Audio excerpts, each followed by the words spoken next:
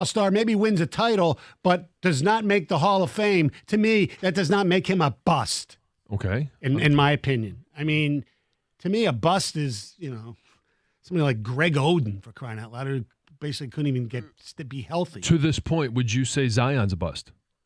To this point, no. I wouldn't either. And you had made that comparison earlier, and I think it's a great comparison to what Wembanyama will be. That you'll see the flashes, but I think his height is going to end up that's why he will not live up to the height. You think he's injury prone? I don't think he's prone. I think he will become. I don't think a 7'5" person is meant to play basketball the way he plays it. And I think that will doom him. I really do. We've never seen it. I'm betting on history versus is this the next place we're going to in basketball? Where these tall guys or just in terms of humanity, like we are always getting bigger, faster, stronger. Yeah, but eventually there's a limit. Limits. But what are they? There's not 6'10" offensive linemen. No, but there didn't used to be 350-pound offensive linemen. But then they tried to keep pushing it, and there was I think a limit. Then you all of a sudden couldn't move the way you're supposed to. I don't think a 7'5" person can ever put on the weight that it takes to play. I think is he the Larry Allen of basketball? And Larry Allen is not the greatest football player of all time, but one of the greatest offensive linemen. One of the greatest offensive linemen of all time, and he was a guy that was doing things at the size he was able to play at that you've never seen before, and you quite honestly haven't seen since. I mean, Randy Johnson in baseball, has there been anybody that tall and lanky who's been as successful in baseball? No. Look, there's a violent nature to the throwing motion, okay? And Randy Johnson never really suffered any significant arm problems, did he? Right. He kind of, I thought, even though Verlander did have some late in his career arm issues, I mean, Verlander's injury when he was here was like a core issue, wasn't it? Yeah. Yes. So I always said that Verlander had the Nolan Ryan rubber arm. He was given a God-given thing. And I think Randy Johnson was too. I think Randy Johnson's a great example of why I could be wrong for Wembanyama. That he's the one. Right. But if you try to copy it, forget about it. Yeah. It's like, and that's the same thing with Larry Allen. Yeah. I mean, he might be that one guy that can do it at this height. I have a tough time thinking he can play 70 games plus a season. I think he's going to have to be load managed. Which is fine because who invented load management with Tim Duncan? Yeah. Greg Popovich. And this is an era of basketball where load management is a part of the equation. Yeah, and I think he couldn't have gotten into a better situation. Right. Maybe equals. Like if he went to the Heat, I think he'd be in a great situation. Right. Well, the difference, though, the fact that they're at a team that was horrible last year, there's no pressure on them to win this year. That's for damn sure.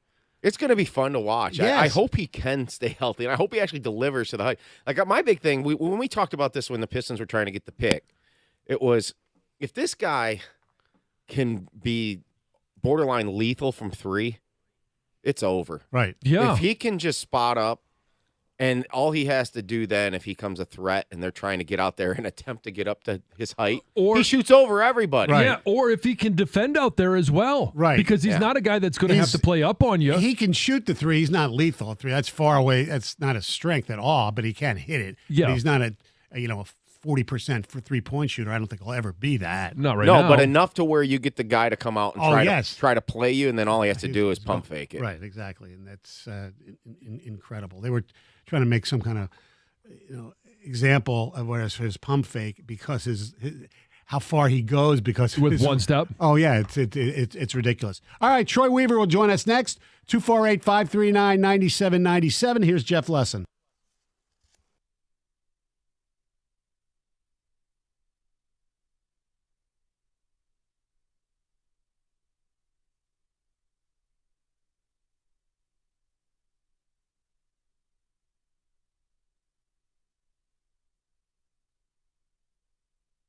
And we're brought to you by the good people at Awaken 180 Weight Loss. Pistons get one of the Thompson twins, selecting Osar Thompson, an overtime elite wing player and the league MVP with the number 5 selection overall in the NBA draft. Known as an outstanding defender, good passer, not a great shooter, but he did hit 48% from the field, but under 30% from beyond the arc. Meanwhile, what did he think about being selected?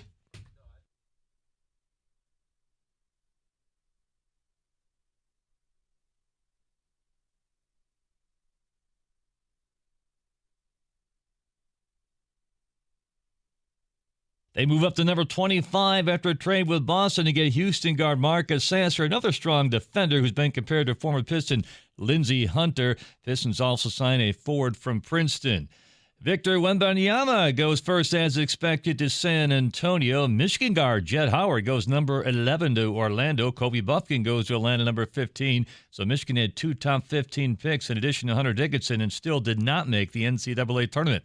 Imani Bates of Eastern Michigan goes number 49 to Cleveland. MSU's Joey Hauser signing a 2-way contract with Utah. Golden State sending Jordan Poole and a couple of picks to Washington for a 38-year-old Chris Paul III. Tigers Idol last night opened a set against first-place Minnesota. Tonight at 6:40, right here on the ticket. Tigers 4.5 out, starting Joey Wentz. At the Ticket Update Desk, I'm Jeff Lesson. For more, 97.1 The Ticket or Odyssey.com.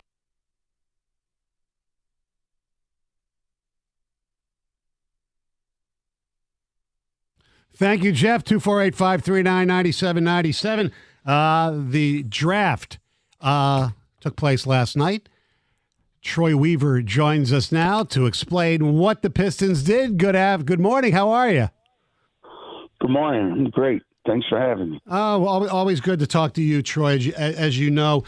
In this draft with this selection, we in our business, because we don't watch a lot of overtime elite basketball, we just see highlights and read. So honestly, I don't think any of us are qualified to sit there and say, oh, this was a great pick, this was a horrible pick. We don't know.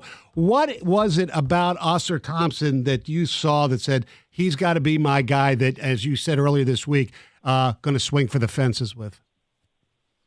No, I mean, a tremendous young man. We put a lot of time into getting to know the person, great human being.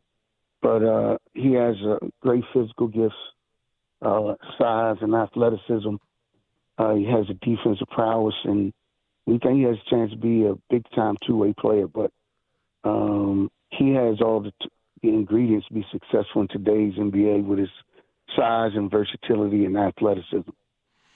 What's the challenge, and how do you evaluate when you're looking at a guy like, and you're looking at both of the Thompson twins playing for overtime elite, and you're unsure of the talent, the level of talent that they're playing against? How do you understand and determine what's real and what's not? Well, the measurables and the size and athleticism, that's real. The competition, obviously it's not, college ball or European league, but it's still competition. And it's a little tougher to judge for sure. But the things that never change is the measurables. John, if a guy's playing at a Division I AA school and he's 6'7", 325, and he's a left tackle, it doesn't matter who he's playing against. He has the measurables. Mm-hmm. The Thompson twins had the measurables, and it's just pulling back the layers on it to find out what else is there. But the measurables stand out. The comp people have been talking about is Andre Iguodala. Is that accurate? Well, yes. I think there are a lot of similarities. I looked at it that way. Swiss Army knife with athleticism, two-way player. I mean, that comp is someone that people could kind of compare to Asar going forward. The criticism has been he's not a really good outside shooter. I use the word yet. Are you confident that can get better, or is that a legitimate criticism of him? No, we think the shooting is will get there. So yeah, I'm with you on the yet. So I think the shooting will get there for sure. He's a worker, and he'll be in the gym tirelessly, making sure that that's not a problem for him going forward. But the shooting stroke is there, and putting time in work, he'll make sure that that's a strength, not a weakness. Maybe you could paint us a picture. What's your vision of seeing Osser out there along with Cade Cunningham, Jaden Ivey, Jalen Duren, and the rest of the guys that are already on this roster? What does that picture look like if you could, look into your crystal ball in a few months? What are we going to see? No, I mean, he gives us versatility that allows us to play big, allows us to play small. We really didn't have an athlete with that kind of size. He can take a lot of pressure off of our perimeter players being able to stick the best player like Livers does as well. Just giving us another wing defender that can guard on the perimeter, another guy that can make plays with the ball and get downhill. So we think it's a great fit with our young core. They're going to be fast as hell, right? Yeah. Yeah, I mean, he got to get up and down, but this guy, he makes us definitely more athletic. And then you made a deal to get it back into the first round with Marcus Sasser, and I've read comps between Lindsey Hunter and Patrick Beverly. Sasser, we've seen play in college, tenacious defender, and obviously a really good outside shooter, can light it up from three. How's he fit in? No, we're really excited about and Marcus can really shoot the ball, can really defend. He's tough. Biggest thing is this guy's a winner. He brings a winning mentality, winning attitude. He's a stabilizing personality. Even though he'll be a young player, he'll be a stabilizer for us. That's the way he plays. He could play with all our guards because he can space, throw, and shoot it, and he can guard the ball. So we're really excited about adding him to our mix, and he's going to bring a lot of great Piston qualities to Detroit. When you talk about those Piston qualities, I hear intangibles. And one of the things that we saw from Marcus Sasser, especially in the tournament, was his ability or willingness to go out there and play hobbled up a little bit. How much does those other qualities, other than just, his three-point percentage or his speed, the measurables, how about the immeasurables, how much did that play a factor into selecting Marcus Sasser? Yeah, I mean, he brings great intangibles to our group. That really stood out. John, he's one of those foxhole guys. He brings it every day. He's ready to play.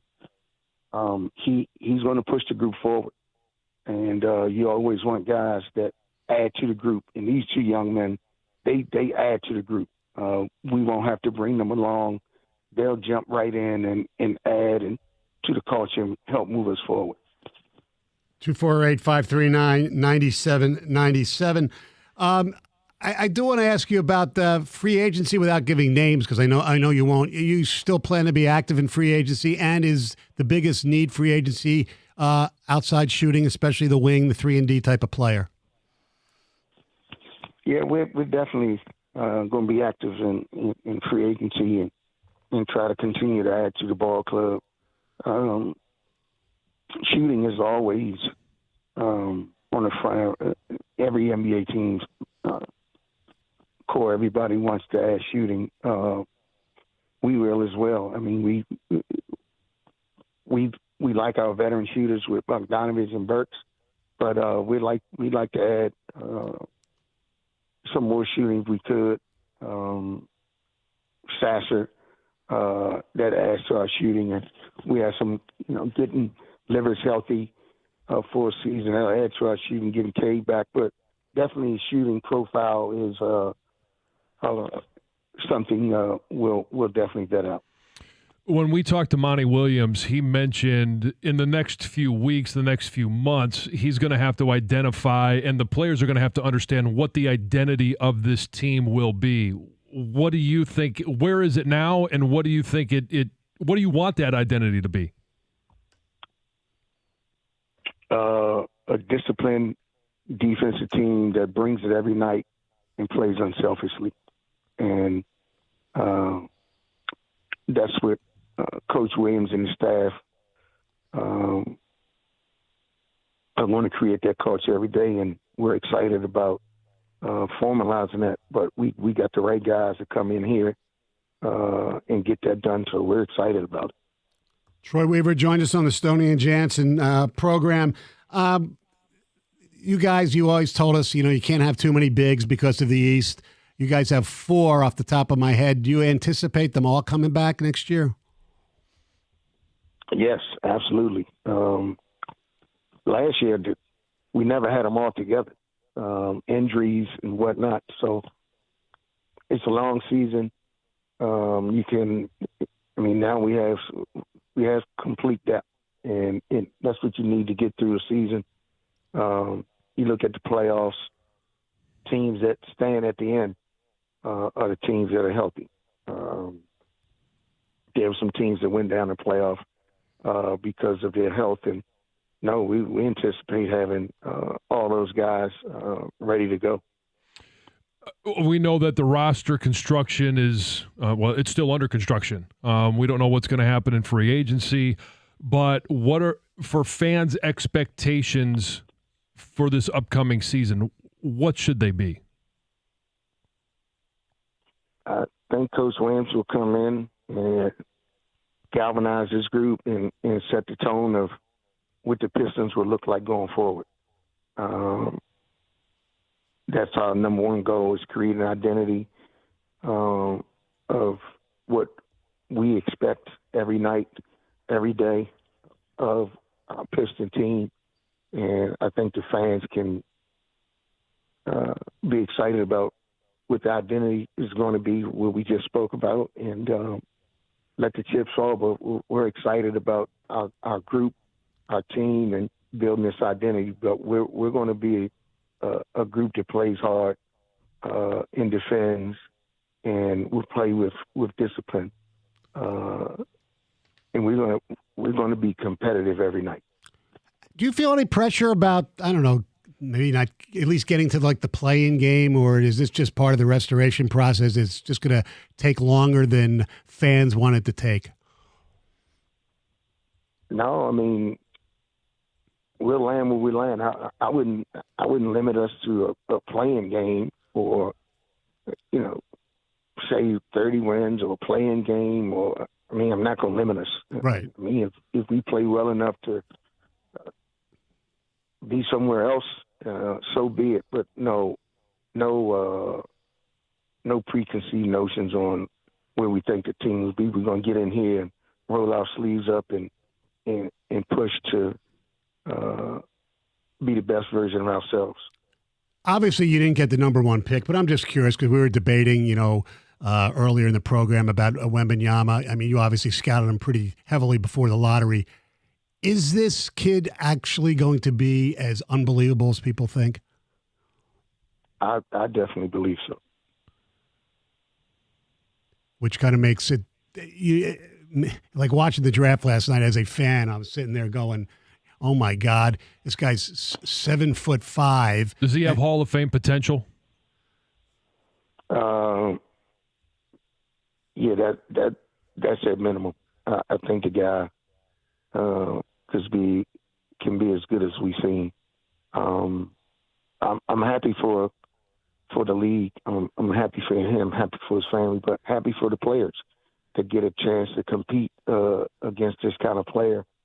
The guys that played in the Jordan era all talk about, playing against him, and now his group will talk about being able to play against this guy. So it's exciting times in the NBA to welcome, this guy to the league, and I know our guys will be excited to play against him as well. God, he'd look so much better in red, white, and blue than black and silver. That's for damn sure. Final thing for me. You were asked last night, and we actually kind of touched on it a little bit or a few minutes earlier, with Asar Thompson, how hard it is to evaluate because of who he played, and you made the Halle Berry analogy. So I'll ask you, which Halle Berry is better, Swordfish, Monsters Ball, or Flintstones, just to name three?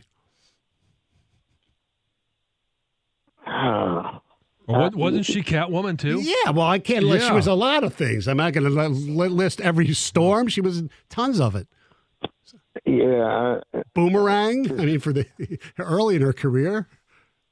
Yeah, I mean, you guys got them all. It's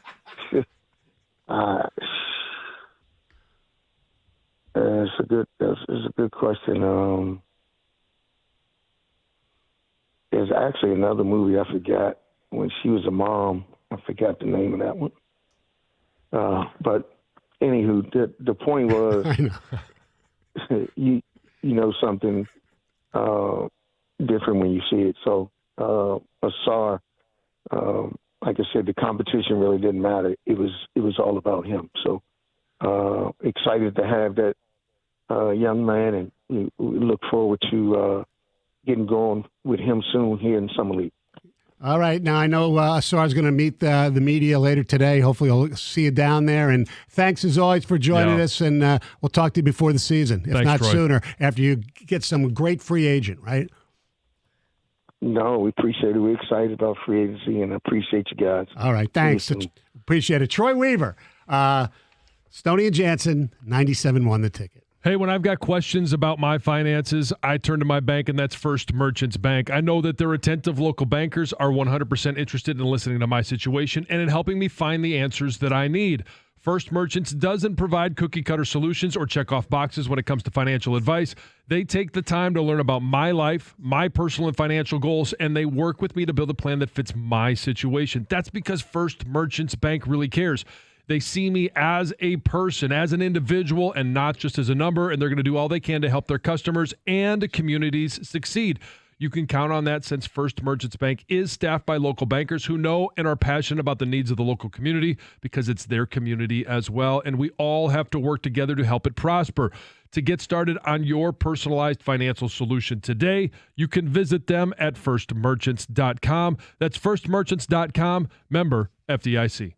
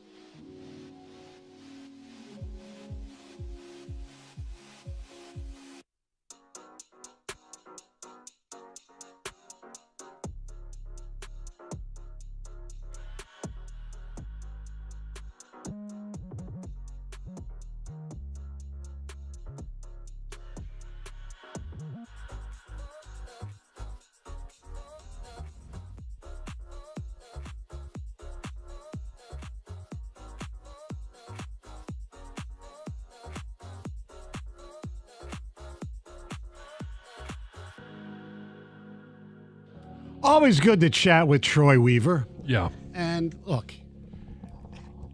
the pressure he feels, if he does, is internally, because at any job you want to do the best you can.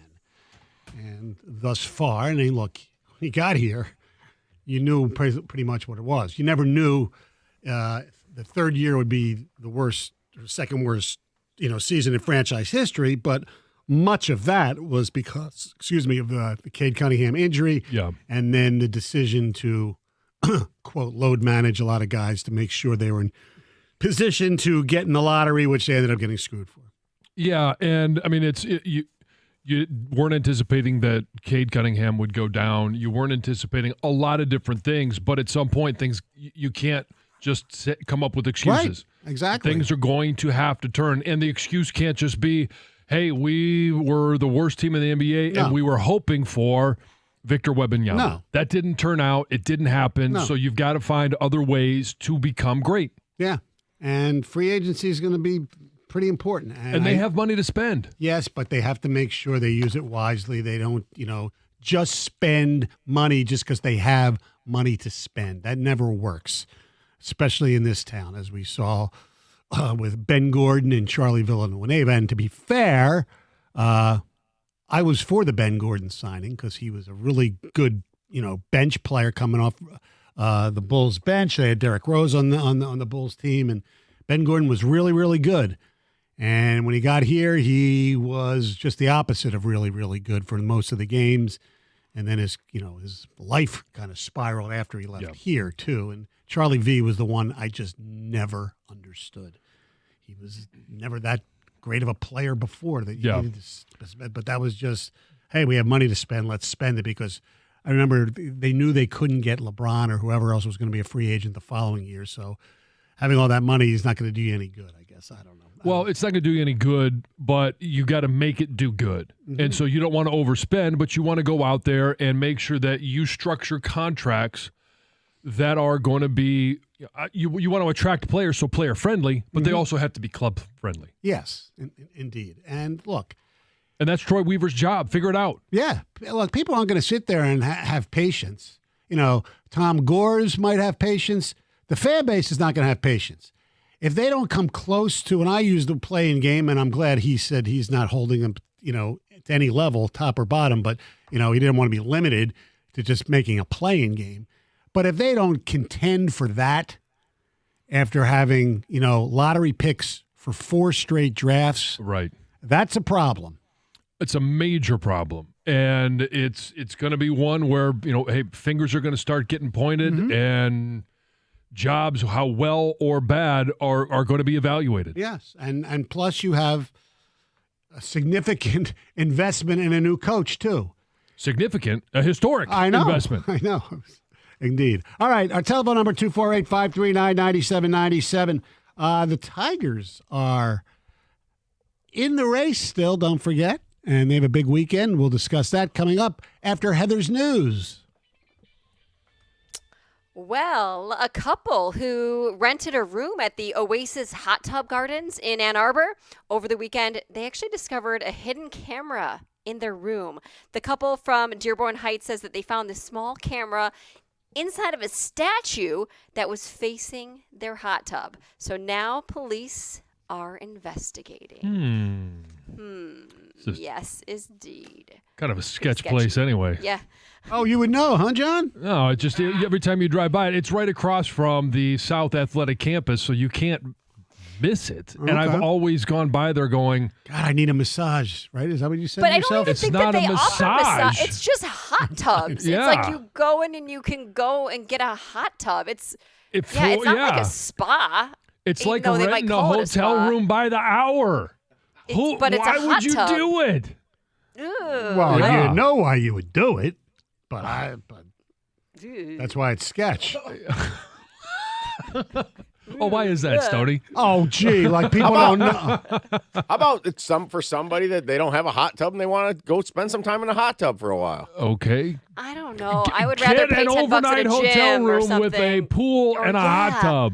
Or a hotel. Yeah, I don't know. I would. Yeah. Is Bob Kraft an investor in this place? I was Could be. thinking the exact same thing. Gosh.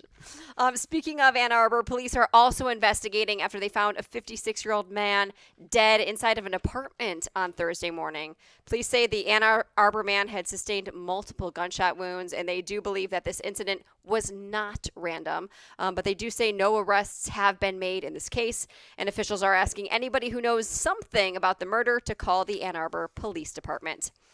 So as we know, there are attractions all over the world that bring millions of tourists each year. Everything. There's all sorts of tourist spots people want to go and see. They want to see the Eiffel Tower, of course, in Paris. They want to see, the Great Wall of China. But there's a lot of things right here in Michigan that a lot of people want to see as well.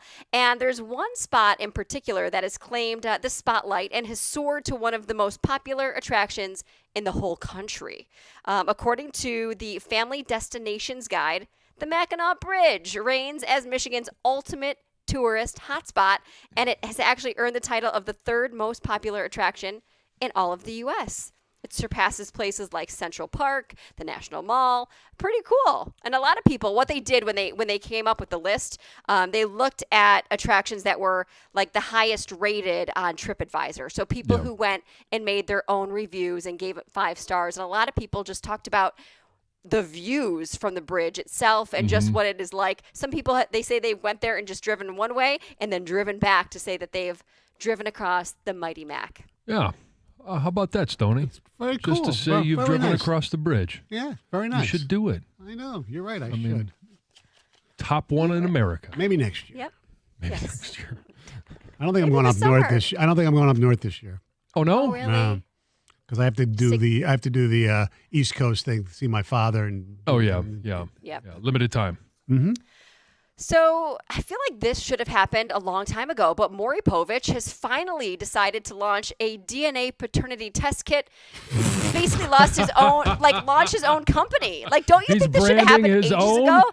Yes. So it's going to offer at-home testing for people that need answers that might not want to go on TV and find out you are not the father. So that should be the name of the kit.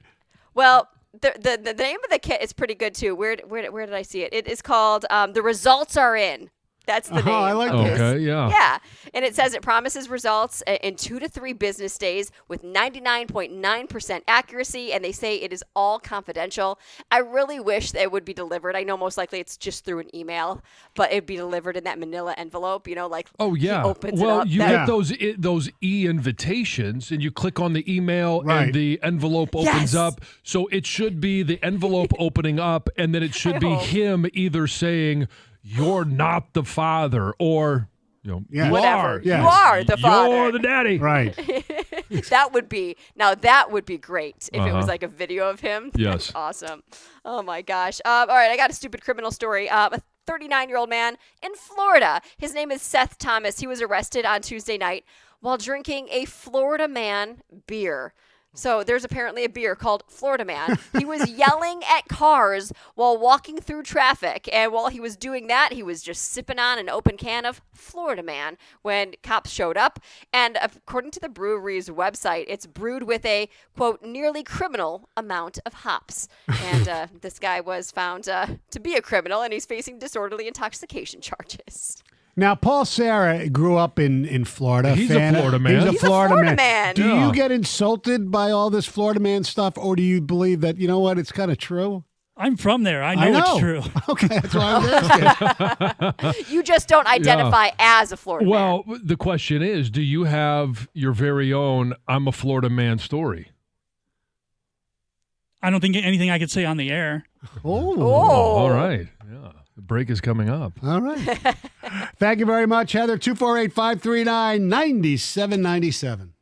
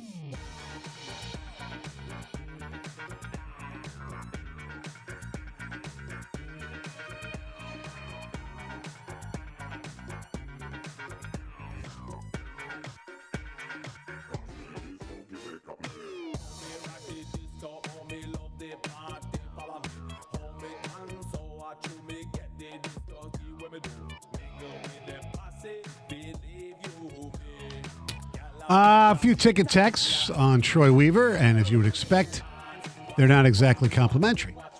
Don says, unlike Brad Holmes, Troy Weaver inspires no confidence for me. I think Troy Weaver just used a lot of words to say we're going to suck again, which they might, but, I don't expect them to be really good. Hey, on that one, you just brought up playing, and he said, well, why not more? Yeah. Yeah, he's not going to limit them to just a play-in game. Right. Not that is going to happen, No. but... And I agree. I mean, it's kind of what he has to say. Like, we're just hoping to get to 25 wins. Right. And, when he mentioned, Bogdanovich and Burks, I don't expect both of those guys to be on this team when the season starts, or definitely not by the end of the season. No. But he's not going to reveal trades or, who they've made the call to behind the scenes, free agent-wise yet. And finally, Troy really didn't say how they will aid Asar in fixing his jump shot. Everyone gets in the gym. But what do the Pistons have that will help him fix that? And oh boy, Troy saying fans should expect the Pistons to develop an identity in year 4 of a rebuild is code for, hey guys, we're going to suck some more. Now the identity is going to be hopefully play hard and play decent defense, which is what they didn't do last year. Well, and even the year show before. Some consistency. Right. That's really, I think, what we want to see. We want to see improvement. Right. And it was handicapped last year because Cade wasn't even on the floor. Correct. And then Bogdanovich got hurt. And look, nobody's sugarcoating this. This was an awful team, and it's a shame they didn't get the number 1 pick in the draft. And it's still going to take a while before they contend. But, to me, and my bar is lower than some people's, definitely Troy's. If they double their win total from last year, they get to 34, and you see that, all right, some of these young players are really, you see potential there, like Asar Thompson, Marcus Sasser, the guys from last night, say, wait a second, we got something here. They're going to be good, really good in a few years. Then I'll be happy. But if they're just, meandering around, we win a game, then I'll be pissed. But we have no idea what's going to happen. Just unfortunately for him, in some ways, it's going to come down to Cade. Yes. How good is Cade, and can Cade stay healthy? Yeah, You're right. By the way, we shouldn't poo-poo. We have a playoff game tomorrow. Oh yes, Michigan Panthers. Yeah, you're gonna go down to Ohio and make. No, why would I go to Ohio to see your team? Yeah, I can see them from here. Okay, the Michigan Panthers taking on the Pittsburgh Maulers tomorrow night, national television, 8:00, NBC. You there? And then Sunday, it's New Orleans and Birmingham for the right to meet in the USFL Championship. By the way, if you are betting the game, okay, I don't know why you would, but there will be a lot of people that do. Yes, the Panthers are getting 2.5 points. Okay, and the over/under's 38.5. That sounds about right. Yes, I mean, knowing what the scores have been relatively this USFL football season.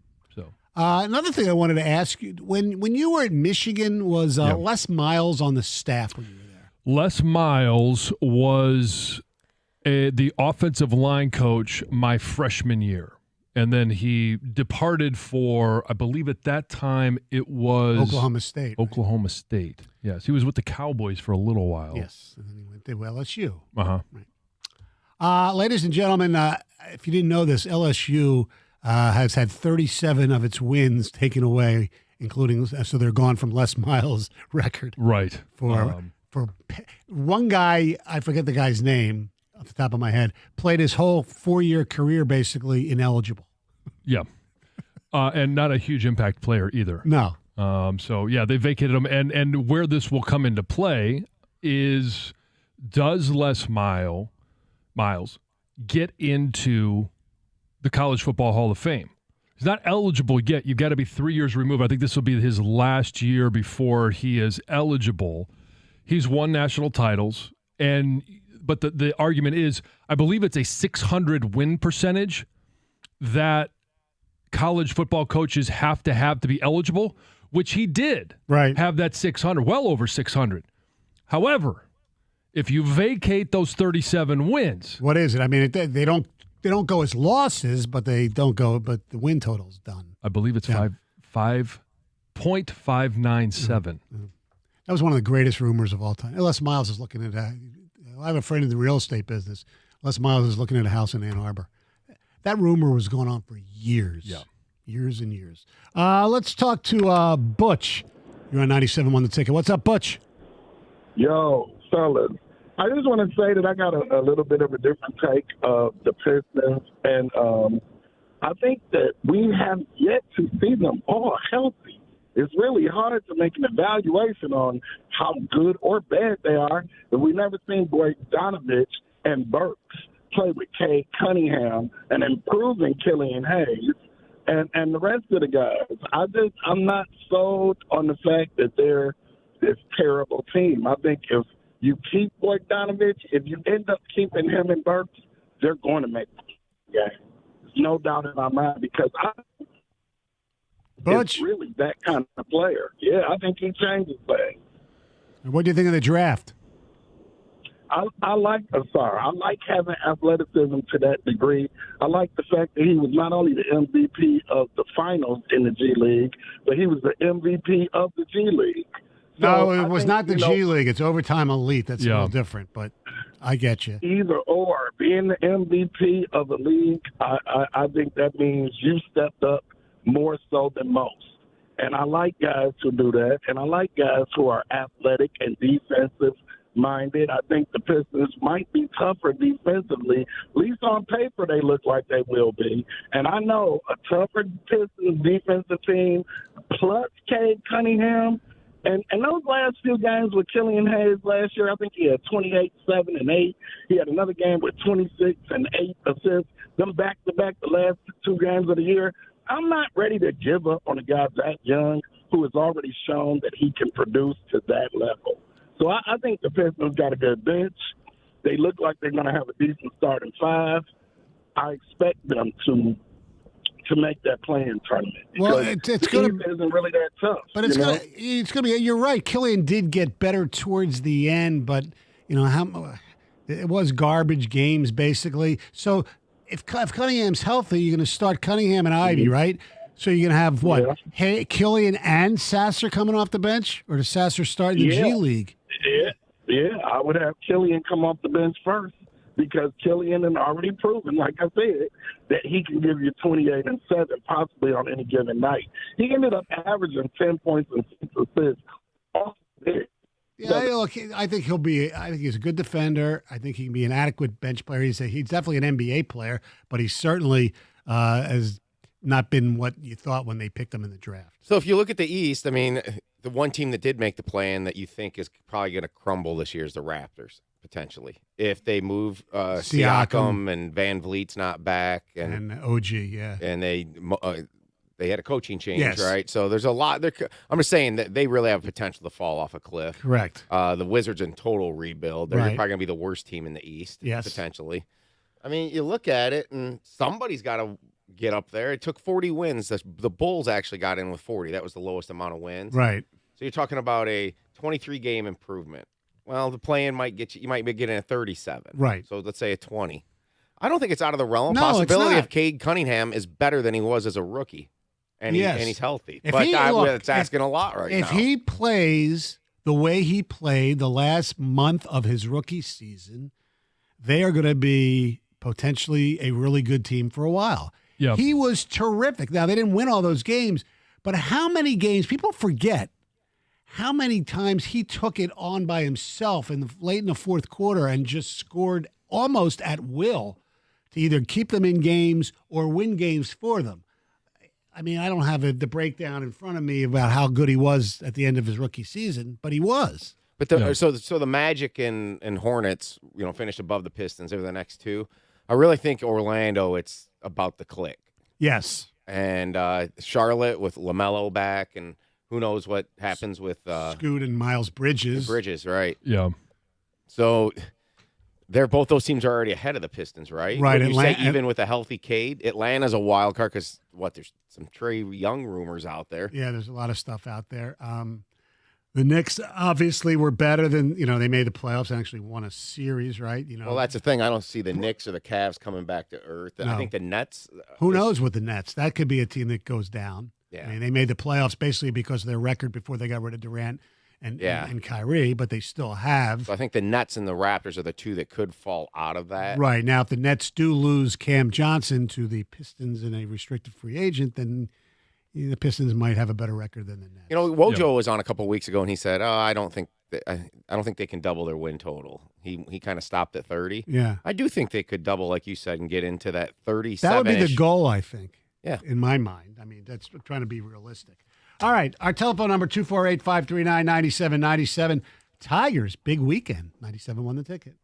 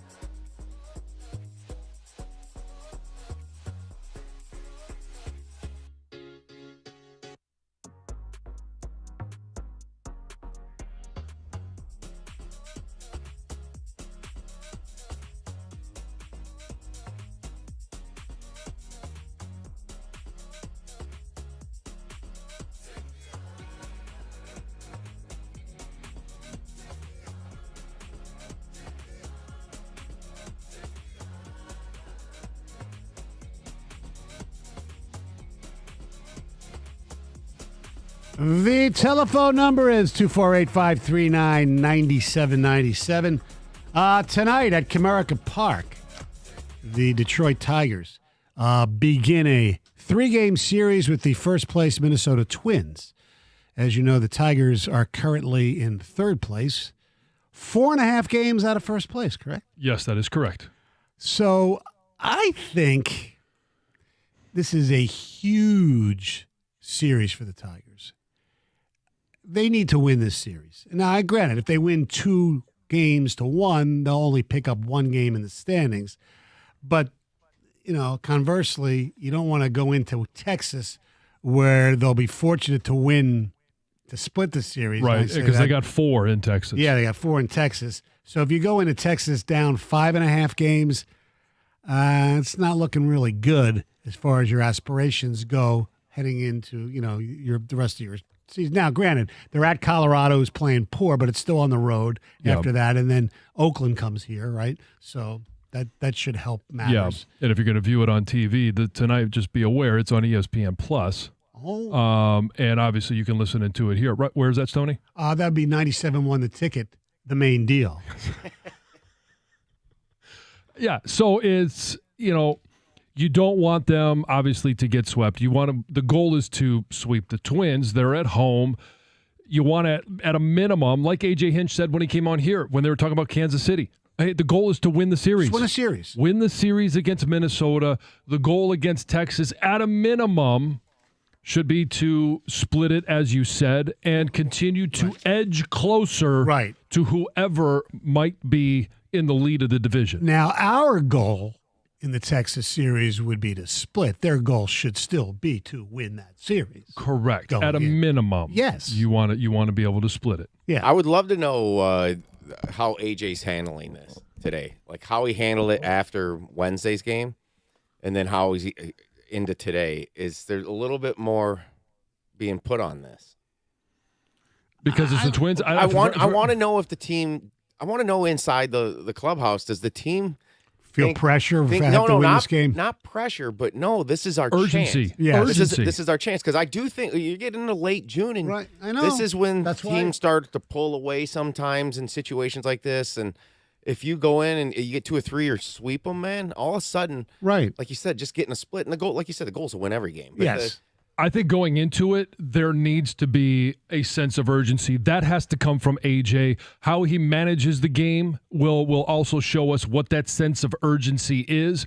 And if things don't go the Tigers' way, the message from him will be, hey, it's 1 of 162. Right. We got a whole lot more. And there's not a bullpen game being scheduled this series. Right. It's Wentz, Olsen, and Lorenzen in these 3 games. I mean, you get if somehow they pull off the sweep, now you've really created some energy, and who knows, the Guardians could be in first by then. Who do they play this weekend? They play Boston again? I'm not sure. I don't know. My thing is they're 9. The Tigers are 9 or 8 under right now. Whatever. They're 8 under, I believe. So, all right, I think under 500 is in play to win the division. Absolutely, because of the new schedule with the division not playing each other as much. I think 79 wins is kind of where I'd circle it right now. Yeah. You got to start picking up a little bit here and doing it, picking up games directly against the competition you're wanting to chase is the easiest way to do it. I think creating a belief, and then at that point, what if they, let's just hypothetically, what if they swept them? The feeling coming in here is it's on. Assuming like Cleveland doesn't take over first place. So Cleveland has Milwaukee for 3. Yeah. They've got the Brew Crew, then they've got Kansas City for 3 in Kansas City. But let's say they do sweep the series, and Monday morning we come in here, and they're a game and a half out of first place. Going to Texas would maybe be a buzzkill, but I think the interest would be ramped up a little bit. I'm curious to see what kind of attendance they get tonight or for the series. That they actually, is it going to be better because they're actually in a race? And, I'm getting sick of the fact that we have to tell people because they hate, they're not very good. We know they're not good. This is just because of the situation they're in. We know that if they were in any other division in baseball, we wouldn't even be close to having this discussion. Well, if they're going to do this, I'll go back to the win total thing. I think you're going to have to win 79, 80 games minimally. So you got to start picking it up. And if you do it directly here, you buy yourself some games to maybe have a stumble in Texas. But then you got the Rockies and A's, and you should get 4 out of 6 there. Mm-hmm. You get to the All-Star break, and you're still sitting 1, 2, even 3 out. Yes. And you will start picking up bodies. You're going to get Erod. You're eventually going to get Green. You're eventually going to get Skubal. Yes. And Manning. guys, if this is going to happen, or we're going to at least flirt with it, Right. this is how it starts to happen. You can't keep sitting in the hole 5-6 games. No, and let's have fun with it. We know what it is, but it's certainly more fun to have a team that's a game and a half, 2 games out, even 3 games out of first place, no matter what the record. Here's the thing, and I was going to put this in our prep, but maybe we'll save it, but I'm going to bring it up right now. Would you rather have a crappy record like they have and be 3 games out of first place, let's say, okay, or have a really good record, but you're in a good division and you're like 7 or 8 games out and you're not even, maybe 5 games out of a wild card? I'm sorry. I'd rather be where the Tigers are, where they have a chance to win the division. Would you want the Lions to win the division at 7-10 this year? Hell yes. That's a playoff home game. Yes. Same thing applies to the Tigers. Right. Tampa, what was Tampa, 8-9 last year? Yeah. Okay. They won the division. Mm-hmm. They hosted a playoff game. Yeah, they lost, but they hosted a playoff game. Yeah. I mean, we'll talk about the scenario you just mentioned, the Yankees or Blue Jays, right? They are both right now 7 games above 500. The Yankees are 41-34, yet they're 9.5 back of first place. Yes. Look, every team, I think there's like 18 teams in baseball that would be in first place if they were in the American League Central. That's irrelevant. Probably more than that. Yeah, it's irrelevant. It's just, just win the division and move on. Carson Anderson are coming up next. What's up, Gator? How are you? I'm doing just fine. Good. Now, I as a rabid NBA fan that you are, now Costa knows this, but I myself don't spill the beans. But I wonder, when the Orlando Magic, after they selected Anthony Black at 6, were you upset that they took Jet Howard at 11 instead of Grady Dick? Because just think of it. Because my friends in Orlando, and it's all over Twitter, the 3-guard rotation of Suggs, Black, Dick is unbelievable. I got to tell you, Stoney, there are things and times when I will go right up to the edge. Yeah. And I think we did that earlier this week, and I just made sure that I didn't go over the edge. I walked right up to the edge and made sure I stood on that edge and looked down and made a decision not to go there. To stay back then. What you're trying to do here. What? I saw pictures. Of a. But it doesn't stop there. No. Please listen to what happened earlier.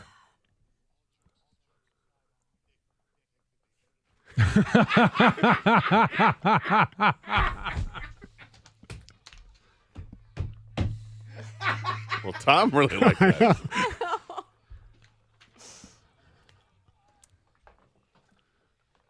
What's your dick pic which you would have made? 248. Uh-huh. And Costa actually saw this on Twitter last night. Oh, you did?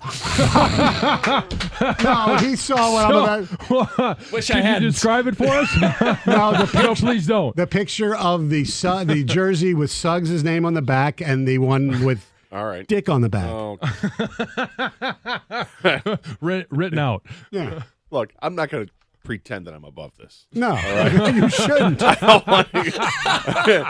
We had our fun earlier in the week. I'm still employed, and I'd like to keep it that way. Did you like Dick's outfit, though? Grady Dick's outfit. The the red Wizard red of Oz jacket? to the Wizard of Oz. The ruby red. Yeah. No place like home. Slippers. Yes. He looked as uncomfortable in that suit as Don Cheadle's character did in Boogie Nights. Oh, great call. when he showed up wearing that great call. that outfit. Yeah. John made a great analogy. He looked like a figure skater. He did. Yeah. He had some figure skating to him. Yes, absolutely. Yeah, a little Blades Glory. All right. Some of that. All right. Since you won't be discussing the dick pic, what will you be discussing today? You don't know we're not talking about that. That's a good point.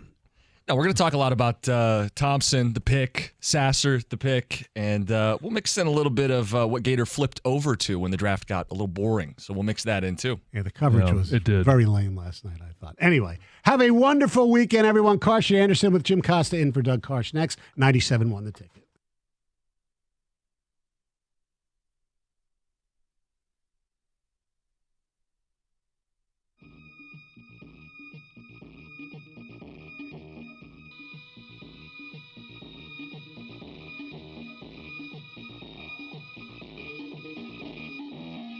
And we're brought to you by the good people at Mother Waddles. Pistons get a Thompson with pick number 5 overall. Also, Thompson, an overtime elite wing player. Also, the league MVP, outstanding defender, good passer, shooting about 30% from beyond the arc, 48% from the field. The identity of this team, Troy Weaver?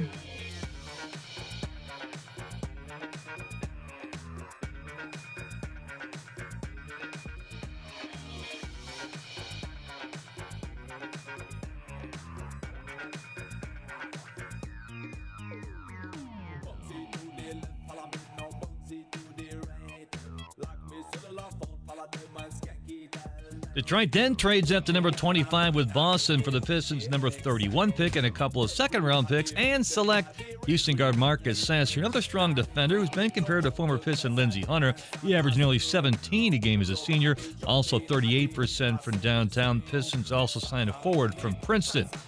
Victor Wembanyama, as expected, goes first overall to San Antonio. By the way, the Thompson twins become the first brothers to be drafted in the top 5 of the NBA draft since the ABA merger. Michigan guard Jet Howard to Orlando at number 11. Michigan's Kobe Buffkin goes to Atlanta at number 15. Michigan had 2 top 15 picks in addition to Hunter Dickinson and still couldn't make the NCAA tournament. Imani Bates of Eastern Michigan goes number 49 to Cleveland. MSU's Joey Hauser gets a deal, a 2-way contract with Utah. Big trade yesterday prior to the draft. Golden State sends Jordan Poole and a couple of picks to Washington for 38-year-old Chris Paul III. Tigers were idle last night, open a series at home against first-place Minnesota tonight at 6:40 right here at 97 The Ticket. Tigers 4.5 games out, starting Joey Wentz. And the Michigan Amateur being played this week at Oakland Hills North. They're down to the round of 16 in match play today. At the Ticket Update Desk, I'm Jeff Lesson. For more 97.1 The Ticket or Odyssey.com.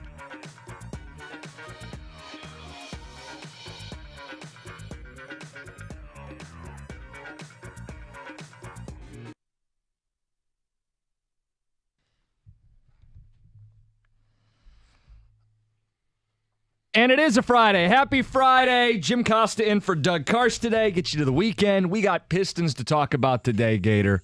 Ausar Thompson, the pick at 5. And my immediate takeaway, Monty Williams going to have his work cut out for him. That was your immediate takeaway? Immediate takeaway. And maybe it's a good thing because you got a $100 million coach. But, Gator, I don't understand how this is going to work floor spacing-wise. I don't understand how you're going to play Cade, Ivy, Thompson, Duran, presumably Isaiah Stewart, or a double big because that's Weaver's thing. How you're going to play that 5 down the line as your core nucleus. They better develop some shooters among that group. Monty Williams better earn $100 million and make that team cohesively work together because, Gator, I didn't like the pick last night. Well, I wasn't – look, I wanted Cam Whitmore. You wanted Cam Whitmore. He slid and slid and slid and slid and kept sliding. I mean, all the way down to, where was he? At 20? 20 to the Rockets. By the way, have this little budding rivalry now with the Pistons. Yeah, because of the two brothers. Well, and Caden. Well, and then you got Caden Jalen Green, too. Yeah, there's a lot going on there, I guess. But, at first I was like, oh, this is underwhelming a little bit. And then you start to think about it. I mean, this guy, wasn't he the 2-time MVP of the G League? Halle Berry? Yeah, he was. Why are you calling him a Halle Berry? Well, that's what Troy Weaver referenced. Because it was the whole deal. Well, because that was what I was going to reference, Gator. Yeah, he was great in a league of 16-year-olds with 6 teams. Well, they weren't 16. They're 16 to 20. That's the league. It's 16 to 20-year-olds. He's the oldest kid, in a league of teenagers with 6 total teams. Right. Troy Weaver's point was Halle Berry looks great in a grocery store or church. Great, you took Halle Berry. Fair enough. I'm just saying this is 2 years in a row he was the MVP in a league that featured his brother, who was taken ahead of him, who apparently nobody has a problem with, but and is actually a worse shooter. Sure. So neither of them are good shooters. The thing that I don't mind is this. I'm not thrilled with the pick. Let me just state that right now. Okay. I'm not thrilled with the pick. I want somebody that's got a ton of offensive upside or already has the upside. It's there. And then has a higher ceiling than what we're already seeing. What I do like about it is that right away he steps in and he's an excellent defender. Probably the best defender on the team because it's a team that lacks defense. Yeah. And if you ask yourself what are the number 1 and 2 things this team needs to add to make them better as a team, rather than just saying a player, what style, they got to be better defensively first and foremost. And yes, you need to find a way to shoot better too. You asked the question, how do you find space for him? I don't think there's any problem at all. He's 6'7". Just because it says guard next to his name doesn't mean that he has to play a guard. Okay, it's a positionless basketball now. You've got 3 guys out there that you can call quote-unquote guards, but when you throw Ausar Thompson out there, I'm expecting that he's going to D up the biggest threat that the other team has. And I'm okay with that. I don't love the fact that he's not a great shooter, that he'll be a work in progress, but you know who else was a work in progress? Mikal Bridges. Okay, and did Monty do okay with developing him? Well, that's what I said. He started off as a 43% shooter in the league and developed into a 53% shooter in the league after a couple of years. If Monty is as advertised and develops this group and finds Gator, the issue to me is spacing, not what position they play. You understand what I'm saying? 5 guys on the floor. 6'7". But if nobody respects any of them as shooters, Ivy was a below-average shooter coming out of college. Thompson is a below-average shooter. You're going to play 2 bigs. Cade was a good shooter in college, but hasn't done it yet in the pros. I believe in him, but you got to play 4 shooters on the floor in the NBA today. You're going to play maybe 1. That's an issue. Now, maybe Monty gets Thompson up to a respectable level and Ivy up to a respectable level, and Stewart either isn't a starter or they replace him with someone in free agency that can shoot at a respectable level. But the long-term vision of these 4 guys, Ivy, Duren, Cade, and Thompson, are all concerns from a floor spacing combo. I'm not concerned about Jaden Ivey. I'm not concerned about Cade Cunningham because they're so young and they're so dynamic as players. They're going to get better. They're going to improve. I have no doubt in my mind Jaden Ivey is going to be better. This guy's a hard worker. All he knows is basketball. It's all he's doing. He was the guy that was there before Monty Williams was the day that they had the press conference, right? He was already in the gym working out. He's going to be a better shooter. I love what he can do offensively. We didn't even get to see those guys on the floor for more than, 10 games or 12 games, whatever it was together. And Cade Cunningham averaged more points per game than he did the previous year, and then he gets hurt and he's out. Jalen Duren coming back for another year. It's strong. This team is so athletic that I think we're going to see a different kind of basketball. Is Detroit going to be reinventing a little bit of what the league is used to? I mean, we've been accustomed for the last 5 years of seeing nothing but three-point shooting. They're more one way to skin a cat. You don't always have to be a three-point shooting team. If you've got a team that is so fast and so dynamic and athletic, and you can score at a high pace, at a high rate, I'd rather take a bunch of 2-point shots that you're going to make it 60% of the time than jack a bunch of threes and hit them at 30% of the time or 35% of the time. Would I like to see another shooter? Absolutely. Does Sasser provide that? Maybe a little bit. I mean, he was a really good 3-point shooter in college. But that's another guard. That's the strange part about it is you're adding. Now that's a true guard you're adding to the mix. Yeah. Although another really good defender, which again is what this team needs. Yeah. Yeah, I thought that was a theme. Go ahead. The draft picks. It feels like this is incomplete at the moment because we haven't seen free agency yet. So I expect them to be active in free agency or trades still. Because if you're, looking at this, we've already, like you mentioned, the starting 5, who you omitted? Who? It's Bojan Bogdanović, sure. who's the best shooter of the bunch. But Gator, this is my point long term. The draft, and they're going to tell you that Thompson's not a finished product. This is a long-term vision. They only won 17 games last year. Yeah. Bogdanović is in his 30s, mid-30s now, right? The idea that he's going to be here for the next 3 or 4 years, he's not. So I'm trying to understand Troy Weaver's vision, and I guess this is my biggest complaint. I get if the identity and the focus of this draft was defense. In that instance, They nailed it. Yeah, it's a home run on defense. It's not Thompson, sexy, but there it is. Thompson and Sasser, who I like the Sasser pick more just based on where they were drafted. Yeah. Sasser's a dude that's going to be a bulldog on the ball. Thompson the same way. This team gave up too many blow-bys to the basket. They were one of the 3 worst defensive teams. From that standpoint, mission freaking accomplished. But Troy Weaver has done this thing since he's gotten here where he's accumulated assets, right? He took the best player available last night. No one's disputing that, especially with Whitmore having issues. Yeah. He took the best player available. No one can dispute that. But eventually, you have to find pieces that fit together. This isn't your first or second draft. This isn't the first or second pick. You can't just collect assets. Eventually, you need to build a team. And I don't know how these guys fit together as a core long-term as a team. And that's the thing no one brings up with Weaver. Like, dude, you can't just be building spreadsheets full of assets. You got to build a basketball team. And it can't be by year 6 or 7. It's got to be like now. So it's got to be Monty Williams that cleans up his mess or a big free agent that ties it all together. Yeah, and I would expect both of those things to happen. That's why you hired Monty Williams. That's why you're paying him more than anybody else in the NBA to coach a basketball team. And there's no way they make this pick at 5 without talking to Monty Williams. Of course. So I'm not optimistic. I'm cautiously optimistic. Okay. You know what I'm saying? Because I do believe in Monty Williams. I also believe with what I've seen in the last 2 years in Cade Cunningham, Jaden Ivey, and Jalen Duren, I think that's a really good triumvirate of players to have. And now you're adding to it. What did you add? You added 2 defensive players here. You still have a big chip to trade in Bogdanovich. You want to trade Isaiah Stewart, you can do that too. You don't have to, but you can. What's the next move for the Pistons to calm people down? Because, yeah, I understand people run a little hot. You and I both hit Twitter last night. Yep. Got plenty of responses, plenty of hot takes, plenty of eye rolls, and people that were really pissed off. And I get it. I totally understand it. But this is what's interesting because, and I put this in my show sheet. I don't think we're getting to it today, but there was, Mike Florio from Pro Football Talk was talking about, does the NFL need to start doing the draft before free agency, which is what the NBA does. The NFL, I love what the NFL does. The NFL does, you do free agency first, and then you do the draft because you can fill your needs. You know what you got to do. Well, now the Pistons have drafted. Now we're waiting for free agency. You got to do something in free agency. And it's not an easy sell to come to Detroit, particularly with a team that just won 17 games. But you do have a likable coach. You do have some young talent that people may want to play with. And you've got some familiarity with some people that actually are free agents. Can they do something?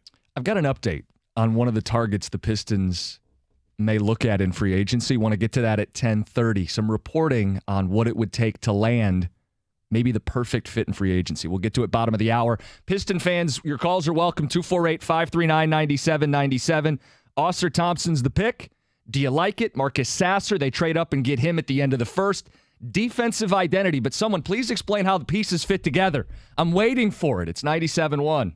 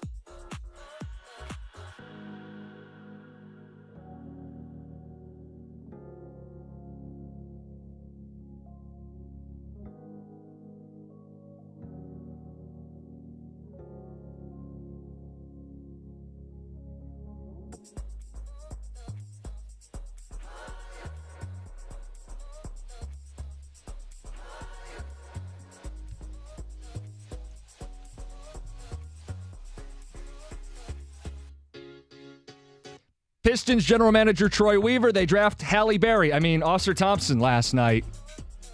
He says, hey, I don't care that he played in the league as 16 to 20-year-olds. We identify talent, and the talent plays no matter what league it's in. And they made a point on the broadcast before it put everybody to sleep that they've been scouting high school kids before. Teams have had to scout in less than stellar circumstances before. But Gator, it does muddy the picture when you talk about a guy who didn't play in college basketball or overseas against professionals or even in the G League. This was this special little summer camp program, glorified AAU 2.0. Weaver says, I don't care. I can judge talent. He's Halle Berry. You know it when you see it. 248-539-9797. I'm just having trouble seeing how the pieces fit together. I think they took the best player available. And coming off a 17-win season, I suppose there's no fault in taking BPA. There's no fault in saying we're one of the worst defensive teams in basketball. We need to take not one but two perimeter defenders so our bigs aren't sitting there watching guys blow by the perimeter and putting them in harm's way. I get all that. But if you take a guy top 5, you're trying to fit him next to Ivy and Cunningham and Duren. And I don't see how those four fit together in today's NBA. Well, I think they may be altering today's NBA a little bit. And isn't that kind of arrogant to assume you're going to reinvent the wheel? I think you try to, you look at situations, you've got players, and I think you expect your players that you already have in fold to get better. Because they're the embryonic stages of their NBA careers. They're going into year 2 and year 3, but it's really year 2 for both, for all three of those guys in the that have been here. And now you've got a rookie coming in that hasn't played yet at all.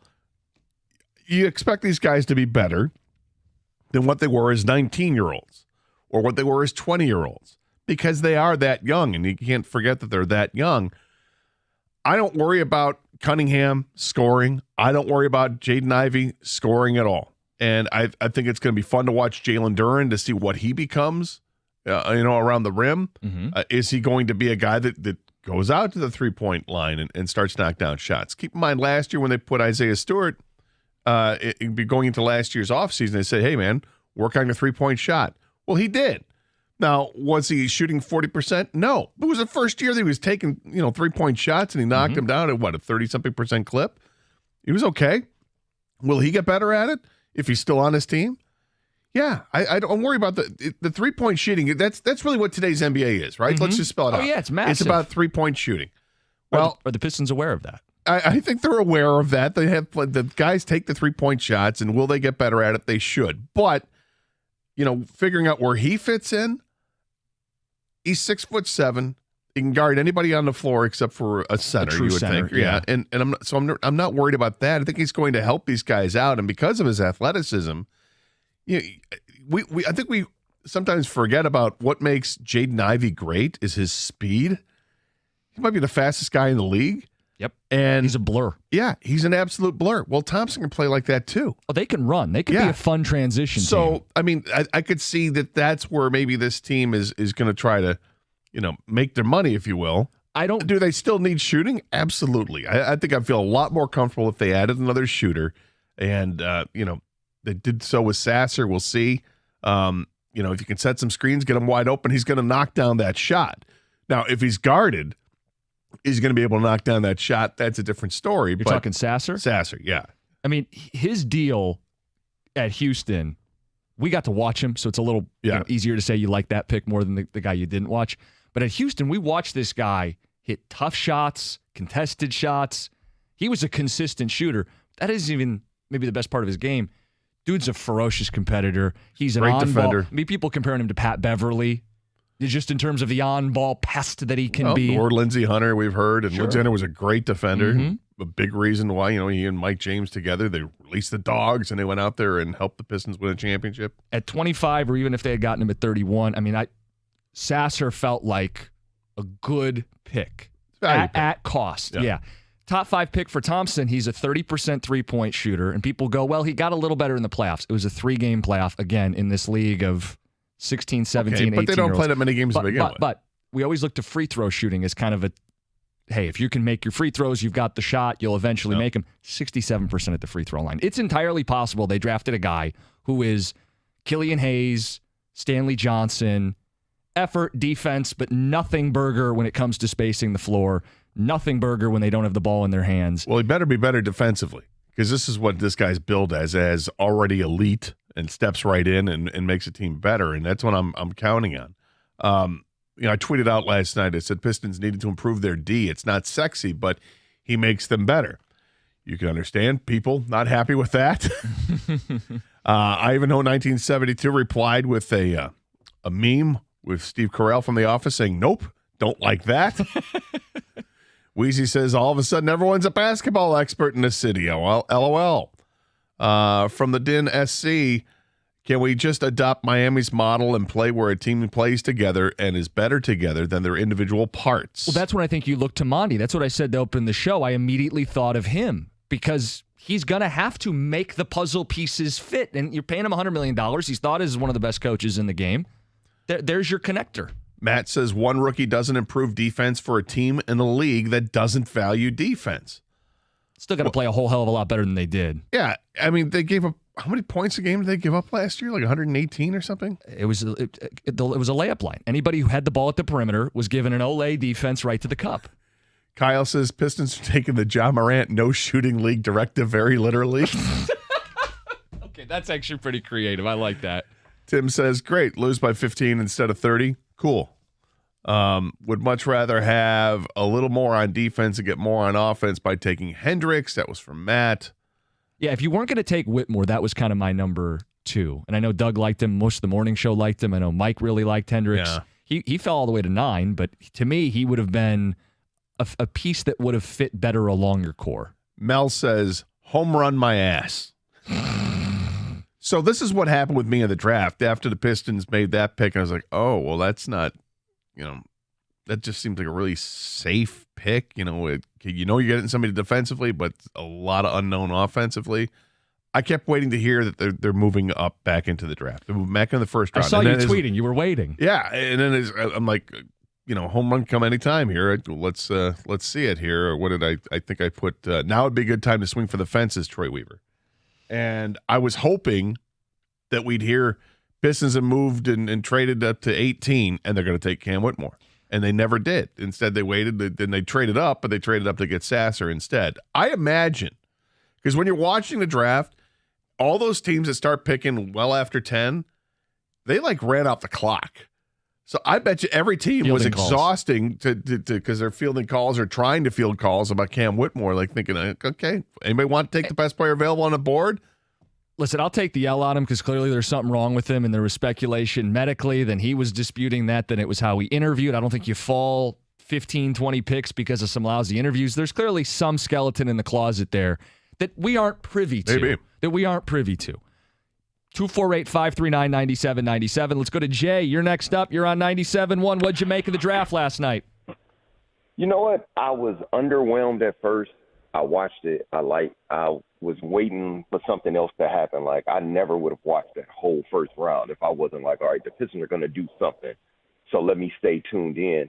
But after the draft, after I sat back and thought on it, I really honestly feel like this team, they're drafting and building they believe they have a superstar and an all-star between Ivy, Durant, and Cade Cunningham. And everybody else hasn't seen it. It hasn't formulated to that because we only won 17 games. But that's the way it looks to me. You know what? They're not searching for a superstar because they feel like they got one in-house already. And so all of these pieces are, if you look at a Boston, even though we've seen it formulated, but the Marcus Smarts and other people they add around, their 2 stars, I feel like that's what they're doing. And that's why I was very underwhelming to people because it's a 17-win team. You don't build role players around. Yeah, but they're not a 17-win team. I mean, I know that they actually won 17 games last year, but they played 70 of them without their best player.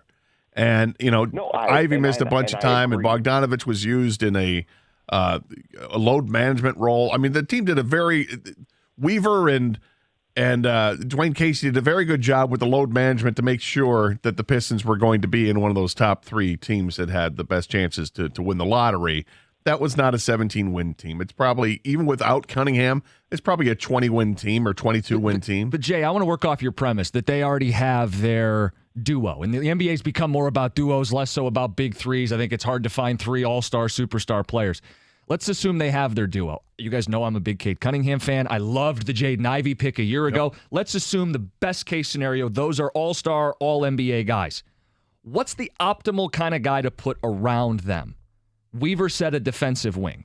I think most people have said, give them some floor spacing so they can go downhill and attack off of screens and put defenses in positions where they have to make a decision and you kick out to an open shooter. I would have loved to see more floor spacing around my 2, in theory, all-world guards. Thompson doesn't offer that. Well, Hendricks would have, Whitmore would have. They went with someone to bolster the defensive end of the floor, which is a big need, but I question if it was the optimal fit. Again, if you're not swinging for the fences, which was kind of Jay's point, right? You already got your home runs. Did you find the right complementary pieces around your best players? Yeah. I don't know that they did. I'm not convinced they did either. But to your point, I think they got a bunch of bigs on this team that can set screens and provide some extra spacing for some of these guys. But do they have the guy that can knock down the shot? I still don't think so. But that guy might be available in free agency. I want to give an update on that coming up next. Your thoughts, 248-539-9797. Do you see how the pieces are fitting together? Did you like Oscar Thompson last night? Did you like Marcus Sasser, the pick that they made at 25 last night? Coming up next, that free agent that can tie it all together. Plus the asking price. It's 97.1.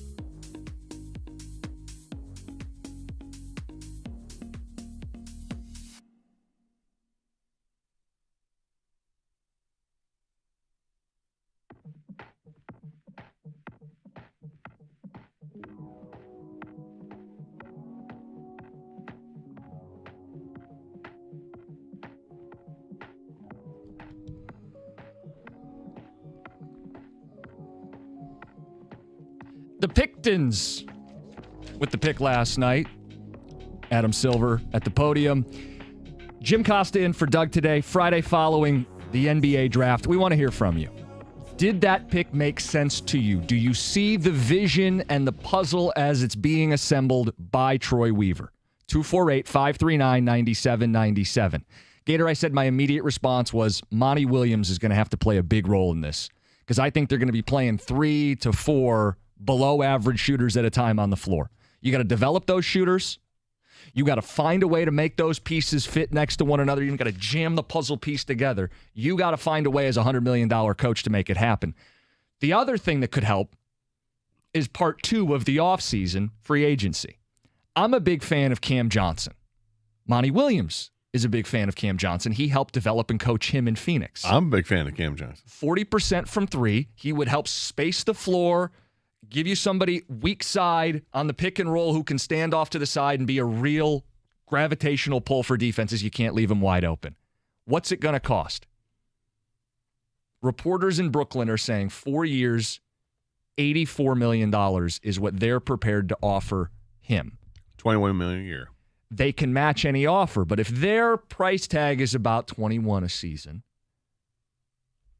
what if the Pistons offer 25 a season? 26, 27, 28. They've got 30. They could offer up to 30 a season. I don't know how high up that mountain you go. I'm not saying, like, there probably is a point where it's a little ridiculous, but you have the cap space. You're not paying any of your other young guys for several years, and you worry about the luxury tax when all the players turn out to be great. If, like, great problem to have. Yeah. Does that complete this offseason? If they said, hey, we took a defender, 2 of them in the draft, they're going to be not core ceiling people, but we went out and paid a guy that makes it all fit, who's in his 20s, who fits this team. Gator, are you a fan of overpaying for Cam Johnson the way I am? Yeah, I kind of am, because that's what the Pistons have to do as an organization. Right now, they're not a free agent destination place. So you will have to overpay a little bit. There's a difference between overpaying somebody who might get an offer of $21 million a year and then giving them a $25 a year. It doesn't seem like it's that bad. What you don't want to do is get into a situation when you're paying somebody $50 million a year when they'd be a $40 million player somewhere else. You don't want to get crazy with the big contracts because those can kill you. This one doesn't seem like it's going to be one that kills you, particularly if they free up some space by moving some other guys out. 248-539-9797. Justin, you're next up. You're on 97.1. Hey, thanks for taking my call, guys. What's up? I just had one point. I don't like the pick because we didn't improve our three-point shooting. And the reason I bring that up, Gator, you were talking earlier about there's multiple ways to skin a cat. And, you know, three-point shooting doesn't necessarily need to be a priority all the time. But the last 10 NBA champions have all finished in the top 10 in three-point percentage besides the Lakers in 2020, and they had LeBron James. So I don't think the Pistons are going to recreate the league. And I really wanted the kid from UCF.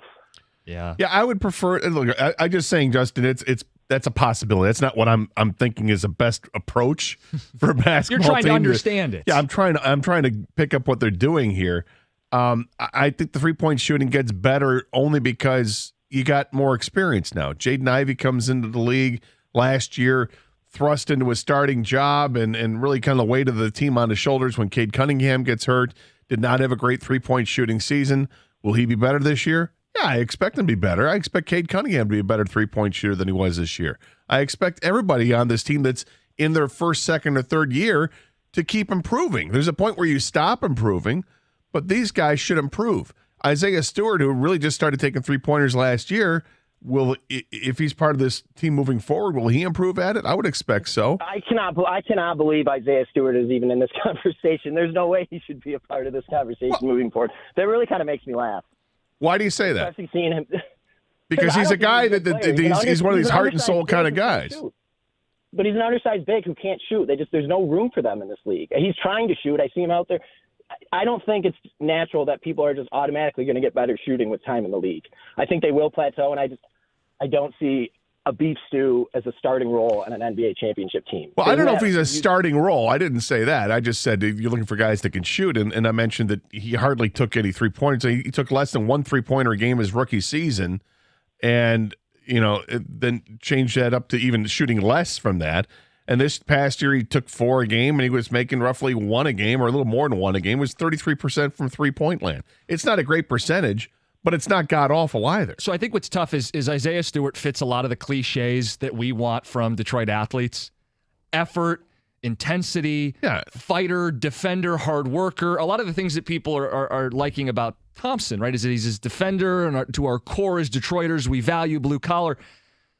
You got to be able to shoot or you're going to go extinct. If you're not a shooter, you better be dominant in the low post, and neither are. Right, and I don't want the caller to misunderstand us either.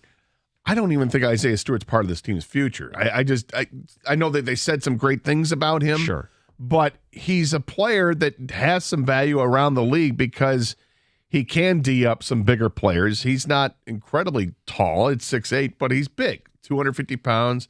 He's got the NBA body. Is he kind of like Jason Maxiell? I guess kind of. It's kind of like he's more productive. Kind of like Draymond in a way. He's not the passer. Yeah, no, he's not. He's not the total package like Draymond was. Oh, I mean that total package makes it sound like he was this amazing player, but I mean more well-rounded. Yes, yeah, exactly. I get what you're saying. I think people pick up on it. Mark's got an outside the box idea. Try to put these pieces together. Mark, you're on 97.1. Mark, this is interesting. Oh, where's this going? I don't know what it's like feeding a dog or something. All right. Well, his little message on the call screener says, go after Chris Middleton. I mean, that's a guy in his 30s coming off a knee procedure. I don't know that he really fits where they're going from, a long-term vision. But he's a shooter. Right. No, to be clear, I'm not signing off on Chris Middleton, but that's probably where his head is at, is that's a shooter who's available. Yeah. I mean, he's 31 years old and missed a good portion last year, as you mentioned. He has the knee issue, but he's a 20-point-a-game guy, and he's somebody who shoots really well from three-point land. He's a 39% shooter throughout his career. Last year, not so much, but again, he was hurt last year, or he got hurt last year, and it was early. He opted out of a contract that was going to pay him $40 million a year, or $40 million for this next year, right? Mm-hmm. So if he opts out, he thinks he's getting a longer-term deal that'll give him more guaranteed money. Sure. So you're not going to pay him $40 million a year, but the total package in the total deal would be over $40 million. So can you get $3 and $75 million? Does that get Chris Middleton? Would you do that? I don't think I would. Again, I'm going for Cam Johnson. And I'd rather have Cam Johnson as younger. They may match it. It might not be real life, but I would try. Can you go both? Is that too greedy? I don't know if you can fit both. Well, you got to start moving guys around. Yeah, you trade Bogdanovich, you don't pick up Burke's option. I mean, we can do the capology on it, but it would be a tight squeeze. How about some ticket text? 248-539-9797. I'm not worried about Cade and Ivy shooting. Ivy improved over the course of the season. Cade showed he could shoot as the number one option. He was just taking a lot of tough shots, forced him to be less efficient. I don't doubt Cade. He shot great free throws in college, 40% from three in college. And yeah, he's been bogged down early in his NBA career. That's part of why I want to give him some spacing, some help. Texter says, I think the reason for the Thompson pick is to reduce the amount of pressure on Cunningham and Ivy from defensive sets while the Pistons have the ball on offense. That's Chris in TC. Texter says he'll have an impact. Osser will have an impact on the team in the next 3 years, but he needs lots of work. You can't get 30 wins in year 4 of a restore. Troy has to make up for this lackluster draft or we're going to be in trouble again. Ryan in Waterford. Here's what I love about having Ivy and Cunningham on the floor, because they're two totally different players. Mm-hmm. You're talking about the spacing. You give the ball to Jaden Ivey, he's going to break you down off the dribble, and he can take it to the rack at any time. Well, having Cade Cunningham running the show and sticking around, doesn't that help with some of your spacing? If Ivy drives but kicks it out, and there's Cunningham to take the shot? Yeah, in theory. We didn't get to see it last year. You're right. No, I want to see those two play next to one another and get a whole season under their belt playing next to one another, because I do think there's a yin and a yang to the way they play. Cade's a little more methodical. Ivy is hair on fire, blur going to the hoop. It's like a fastball changeup combo in your backcourt. I like that. They both have great basketball IQ, but it seems like Cade is the calmer of the two and will find the open guy. And it really sucks because last year you could see that leadership taking hold, and he was averaging almost 20 points a game in the limited time he played. Ticket Texter says we got the Danny DeVito of the two twins, Stanley Johnson 2.0. Is the other Thompson that much better? Is Amon that much better? Neither are great shooters. No, he's actually Amon's a better passer. Amon's a better passer. Osser's a better shooter, and even though neither one of them is a good shooter. Yeah, I mean, it makes sense. Like, one brother had the ball, the other one played off the ball, and But people love the Amon pick. Yeah. What do you think of the Stanley Johnson 2.0? I said that's like the concern. It's that or Killian Hayes, like a taller Killian Hayes. The Stanley comp isn't perfect because Stanley was stronger. He had the body. Yeah, he was thicker. Yeah, but they both are considered plus athletes who defend and didn't have a good jump shot. I get the comparison. Yeah, I don't like it because it might be accurate. So I don't know. I'm hoping there's a lot more Honesty, upside. I like that. Yeah. I'm hoping there's a lot more upside because the Stanley Johnson experiment didn't really work out here. I mean, he's still in the league, right? But Is Stanley Johnson still in the league? I think he might still be in the league, but is anybody really talking about how the great Stanley Johnson? No, because he's not great. Well, in full disclosure, I liked that pick at the time. I was a total idiot. We all miss on this stuff, but I think you try to learn from your mistakes. In today's NBA, I don't think you just bank on developing shooters. I think you want to have guys, especially when you already have your core guards, you want to have shooters around them. Oh yeah, he's still in the league. You didn't know that? Who do you play for? Played 30 games with the Spurs last year. Averaged worst team in the almost 6 points a game. Yeah, he's been a 6-point-a-game player in the NBA. Look at him. 3-point shooter. Wow. Limited time last year. He knocked down 45% of his shots, but he's still just a 30% shooter from 3-point range in his career. Keep getting them checks.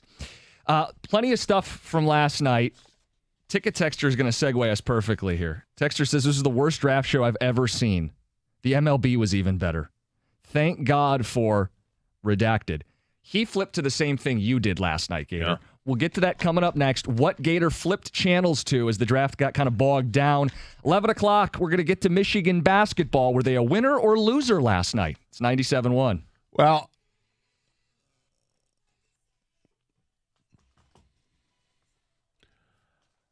I'm not sure how many people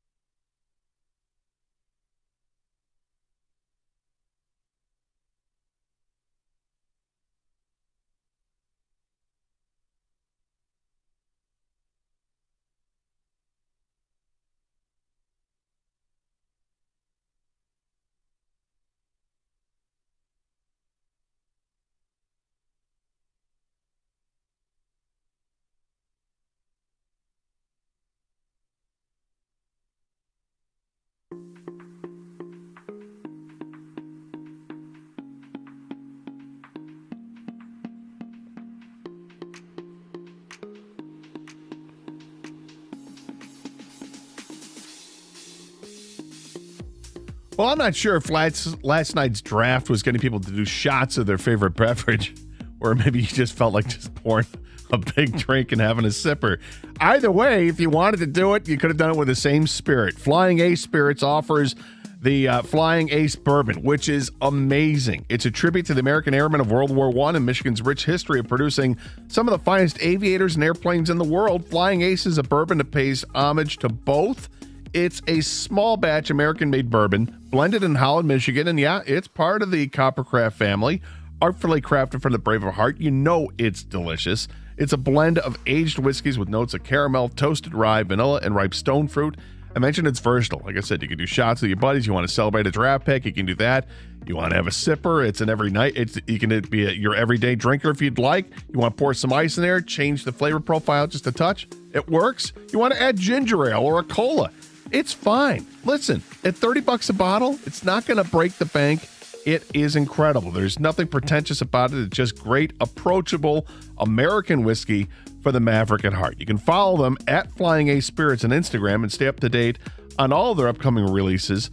And tune in, because in 3 minutes, I'll let you know why I was doing shots of Flying Ace Bourbon last night in tribute to something truly spectacular. And as always, please drink responsibly.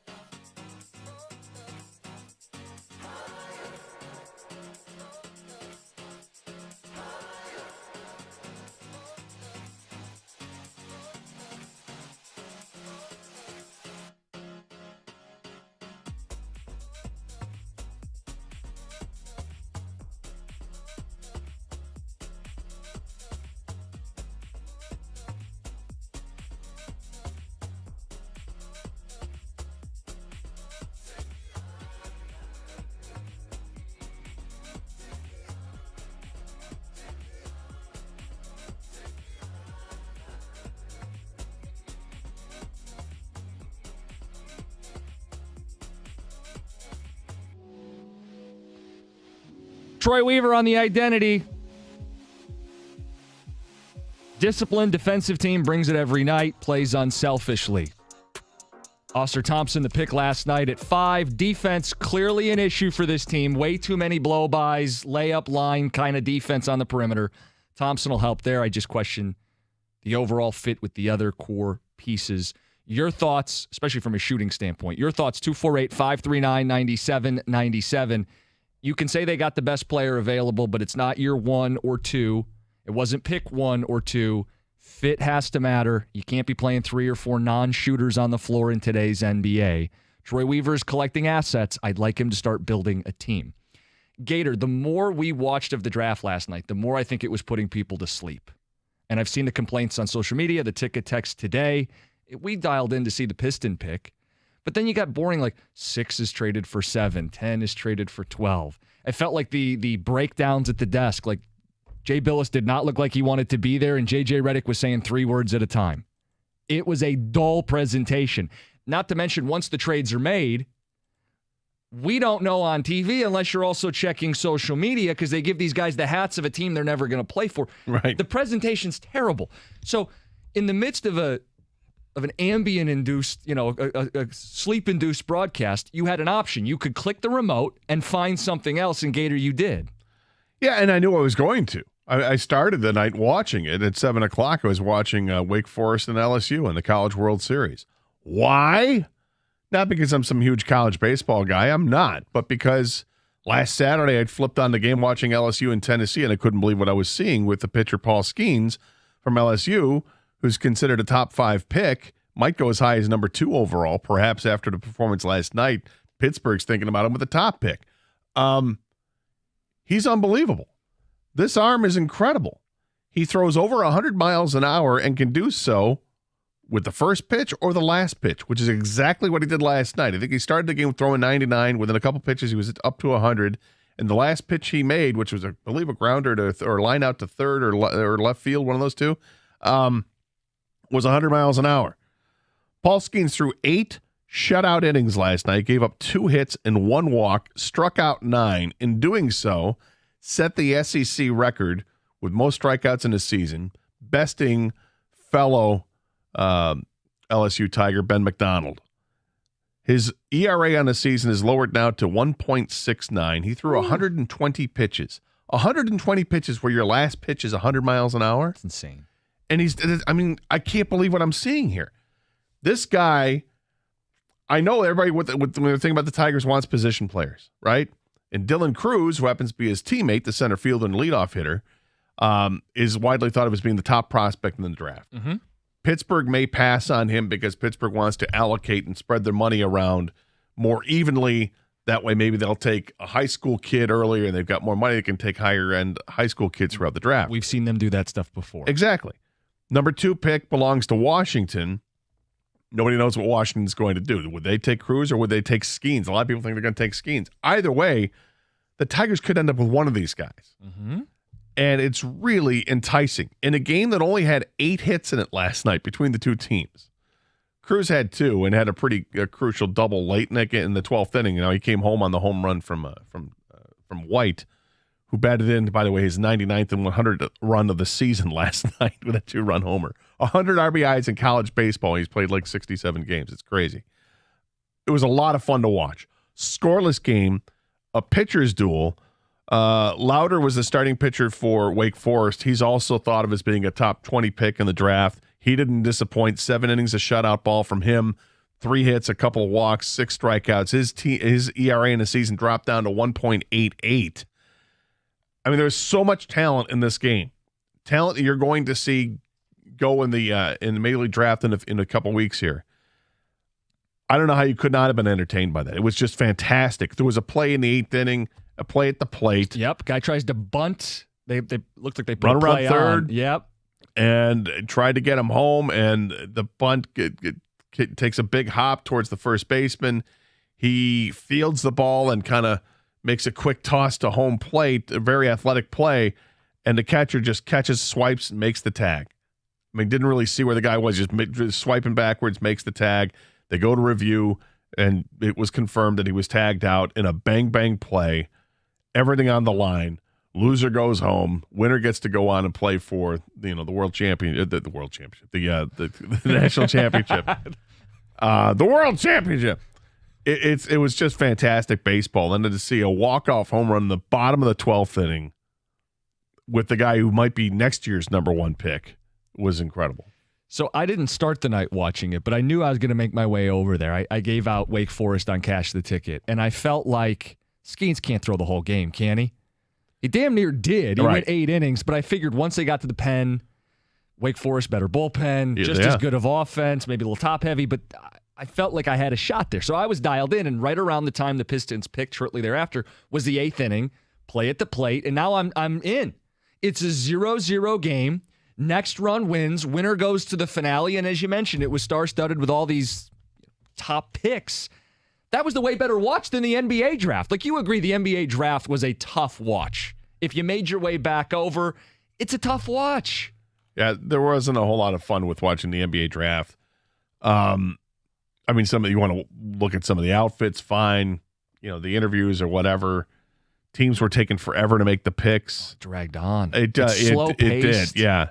And it certainly isn't the NFL draft, and yet it's the same crew that you got ESPN that's doing it. You would think what makes the NFL draft so great? Why can't that be with the NBA? I think one of the big problems with the draft last night was Cam Whitmore's slide, because nobody had an explanation for it until the longest time. Finally, somebody comes out. I don't know. It was I think maybe on Twitter. I know you retweeted it. Yeah, it was a ESPN guy that said there was some kind of medical issue. All right, maybe somebody should have passed that along to the ESPN guys who are actually on the air. Right, when he's the 4th player in the whole draft on their graphic that just stays on the screen for hours. And you're like, pick 9, still no Cam Whitmore. Really? Pick 13, still no Cam Whitmore. Hey, do we have any intel? Can we give people any insight? And then it becomes obvious because if you're on Twitter, you know who the pick is before they announce it on ESPN. And once you get stuck doing the Twitter thing, it's forever broken. Like, the timeline is broken, and now you can't watch it normally. I'm trying to think who the player was that when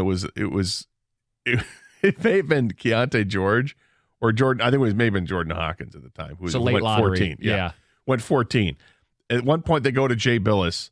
And you can tell Jay Billis is so pissed because it's his reputation on the line. It says Jay Billis best available. It's like Mel's best available with the football draft. Yep. Mel doesn't get rattled by it. He doesn't care. But Jay Billis was, I think, clearly rattled by it. His guy hadn't gone yet. And then he knows who the next pick is because he's got Twitter. And he doesn't, instead of saying, hey, Jay, who do you like here? I mean, the obvious thing is to say, well, my best available says Cam Whitmore. That's who they should go with. But he didn't do that. He just goes, Jordan Hawkins really turned some heads. Looking for a good shooter. There you go. I think this would be a great fit. Right. And then what do? They take him. That's like, of course they did, because you knew it. And now you want to try to protect your reputation a little bit because you saw the pick ahead of time. Couple ticket texts. You guys keep sending them in, talking about what the Pistons did, the draft itself. We'll get to Michigan and the fact that they were well represented last night. But a couple ticket texters. Osser shot 38% from 3 at the end of last year. He was the team MVP, playoff MVP over his brother. Tons of upside offensively. So that's ticket texter who likes him. Texter says, Halle Berry might be pretty in church in the grocery store, but if she only shoots 67% from the stripe, I wouldn't draft her either. That's Scott in Garden City. That's kind of where I'm at. Ticket texter says, if they were going to draft Thompson, they could have re-signed Hamadou, basically the same player, and then drafted Hendricks or Whitmore and be better off. That's Will in Clarkston. Texter says it was like watching a B movie. Billis was wasted with the personalities that he had with him. Texter says, why do anything at 5 other than draft Grady Dick if all you guys are going to complain about is shooting? It's a lazy argument to trash an uber-athletic wing that plays defense and can finish. Okay. You need to have shooting in the NBA. This isn't like a new phenomenon. And I'm not saying you had to take a pure shooter in Grady Dick. I liked Cam Whitmore. Clearly there was something wrong with him. I would have pivoted to Hendricks. The guy that Doug liked, that Valenti liked, that Jansen and Stoney were stumping yesterday. A guy who's a real legitimate 40% three-point shooter with length. And, by the way, he can defend and switch and do all this stuff, too. Is he as high upside best player available? No. Is it a cardinal sin to pass up on talent in the NBA draft? Historically, yes, but we're not talking about the number 1 or the number 2 pick. We're not talking about your first or your second draft. We're talking about tying it all together and putting a cohesive 5 on the floor that can actually win together for years. Not just 5 dudes who have a high ceiling and you go, all right, Monty, roll the balls out, blow the whistle, and make it work. Like, how about you give them pieces that actually fit together? That was my gripe last night. 248-539-9797. Michigan basketball. Jet Howard at number 11, I think caught people off guard. Kobe Buffkin at 15. Gator, I'm going to ask this, and I know it's a trolley question. Mm-hmm. Everybody was thinking it, though. Mm-hmm. Was Michigan basketball a winner or a loser last night? Think about it. We'll get to it. It's 97-1.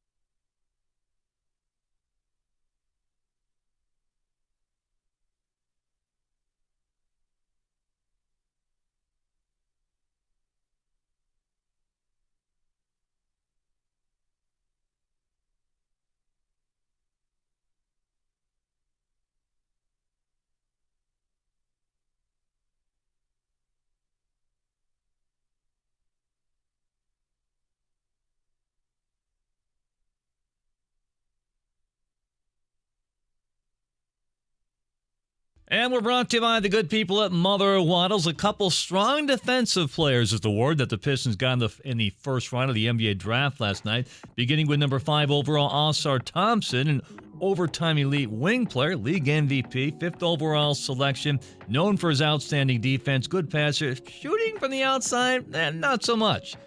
Here's his GM, Troy Weaver.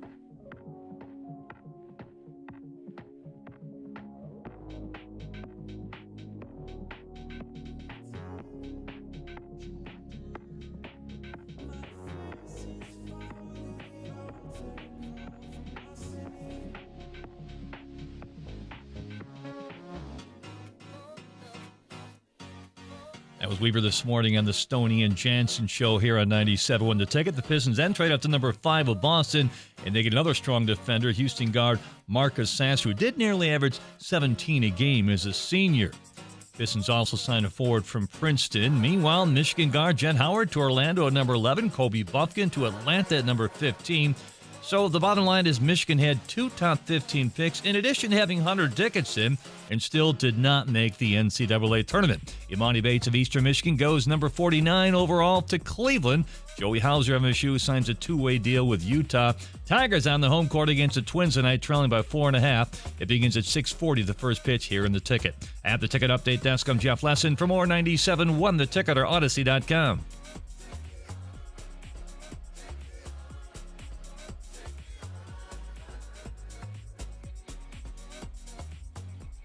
Even Lesson brought it up in his update. The story of Michigan basketball last night. You know, when these post-draft think pieces come out, Gator, everybody labels winners and losers, and it's all, superficial. We don't actually know who's going to be the all-NBA guys and any of that stuff. We go on our best guesses. But winner and loser is typically labeled the very next day anyway. It's the media machine. So I want to ask the question, was Michigan basketball a winner or a loser last night? And we've been talking about Thompson and what the Pistons did. But from a Michigan standpoint, Jet Howard goes 11. I think that caught people off guard. Kobe Bufkin was rising, had a big sophomore season at Michigan. He goes 15 to the Atlanta Hawks. You got 2 top 15 picks. Everybody was thinking it, Gator. Surely this Michigan team with 2 top 15 picks made the tournament. Surely they made a run. The last time Michigan had 2 top 15 picks, they made the Elite Eight. It was Chris Webber and Jalen Rose. So clearly this team also made a deep tournament run, right? Well, obviously that did not happen. They were knocked out in the second round of the NIT. But Vandy must have had 2 or 3 guys drafted last night then, right?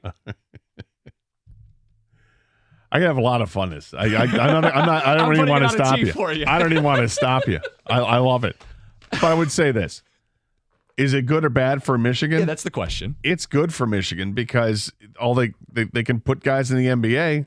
You may not go anywhere in college basketball, but if your goal is to play in the NBA, here's an opportunity for you because despite the fact that you're not getting coached well enough at the college level, the professional scouts recognize that you do have talent and they're still willing to take you. It's an indictment on Juwan Howard, I guess. But isn't that's why I would label him a loser because if I'm a fan of the program, I need you to be able to coach any and all talent that you get in all shapes and sizes. I mean, if the NBA recognizes unfulfilled potential, that's an indictment on my coaching staff. Yeah, but it's also, I mean, as much as I'd love to pile on, because I love doing it. Do it.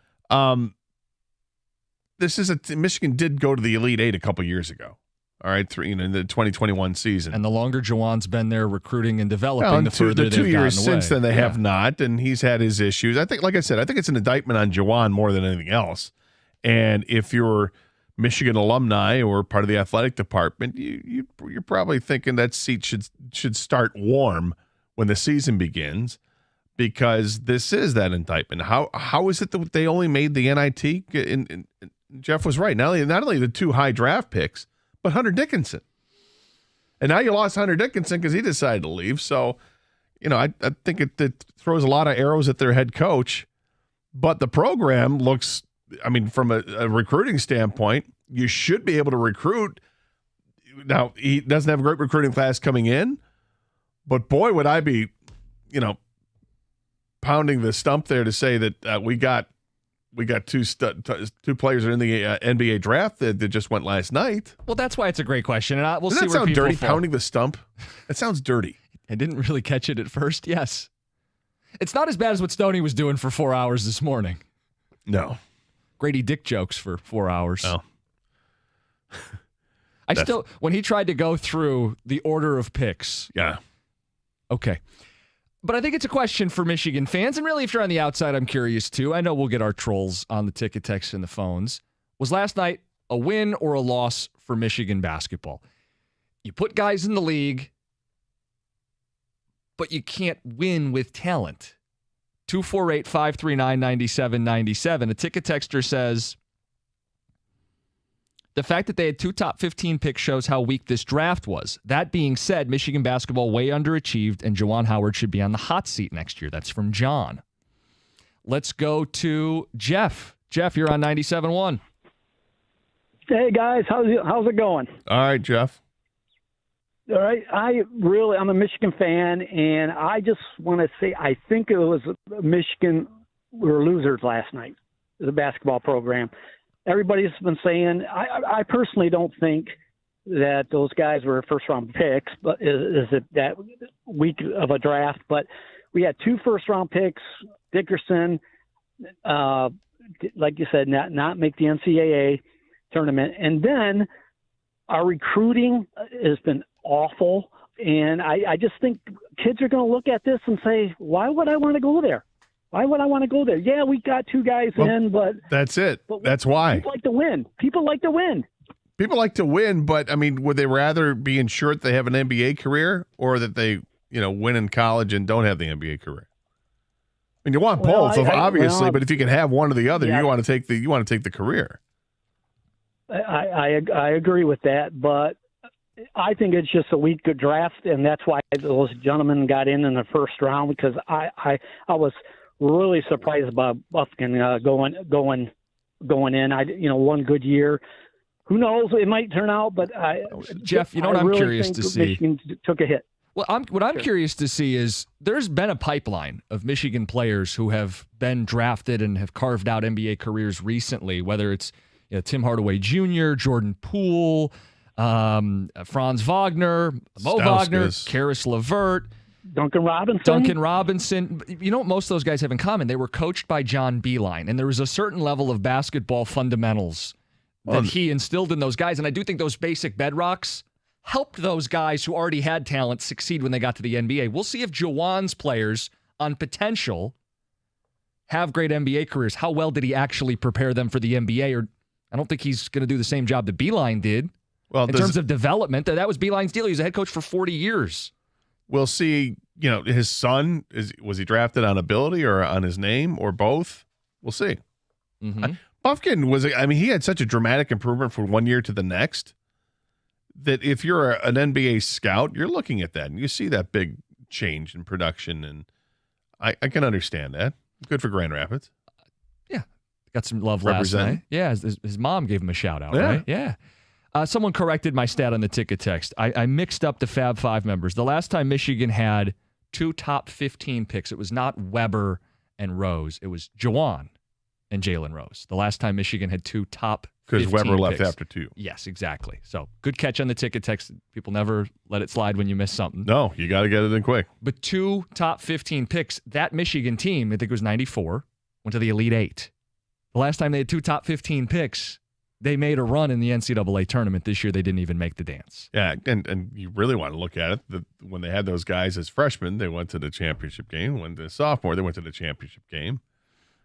Allegedly. I don't know. I guess they took down some banners. Did it happen, or is that like the Men in Black memory eraser? Yeah, I don't know. I remember who won.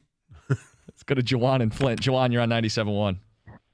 Hey, love you guys' show, man. Big time fan. Listen to you every morning while I'm working. Thanks, Jawan. That.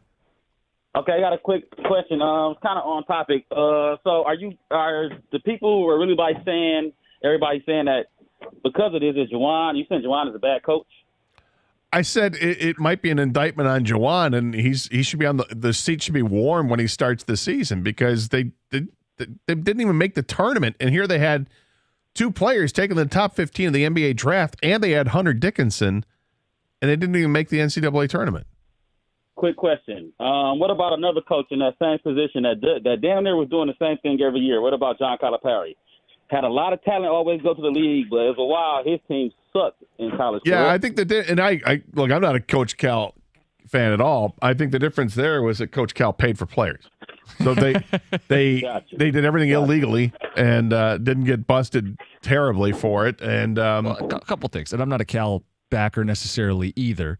He won a national title, right, with Anthony Davis. Years ago. But he also makes the tournament, unlike Jawan this last year. And I think he initially, when he got all the one and dones, there was a double-edged sword to that. You had 1 year, either it clicked or it didn't. Jawan's got second and third year guys that he's coached for multiple years. He assembled the team that he felt could do well. And Gator, it's not just the overall zoomed out underachieving. If you watched him this year, late game, out of timeout, defensive sets, they did not seem like a well-organized basketball team. That reflects on the coach. Okay. You love this. 248-539-9797. Michigan basketball winners or losers last night. At 11:30, Troy Weaver spoke today on the morning show, had a couple interesting things, including something about Victor Wembanyama. Want to play that for people. Bottom of the hour. It's Carson Anderson, 97.1.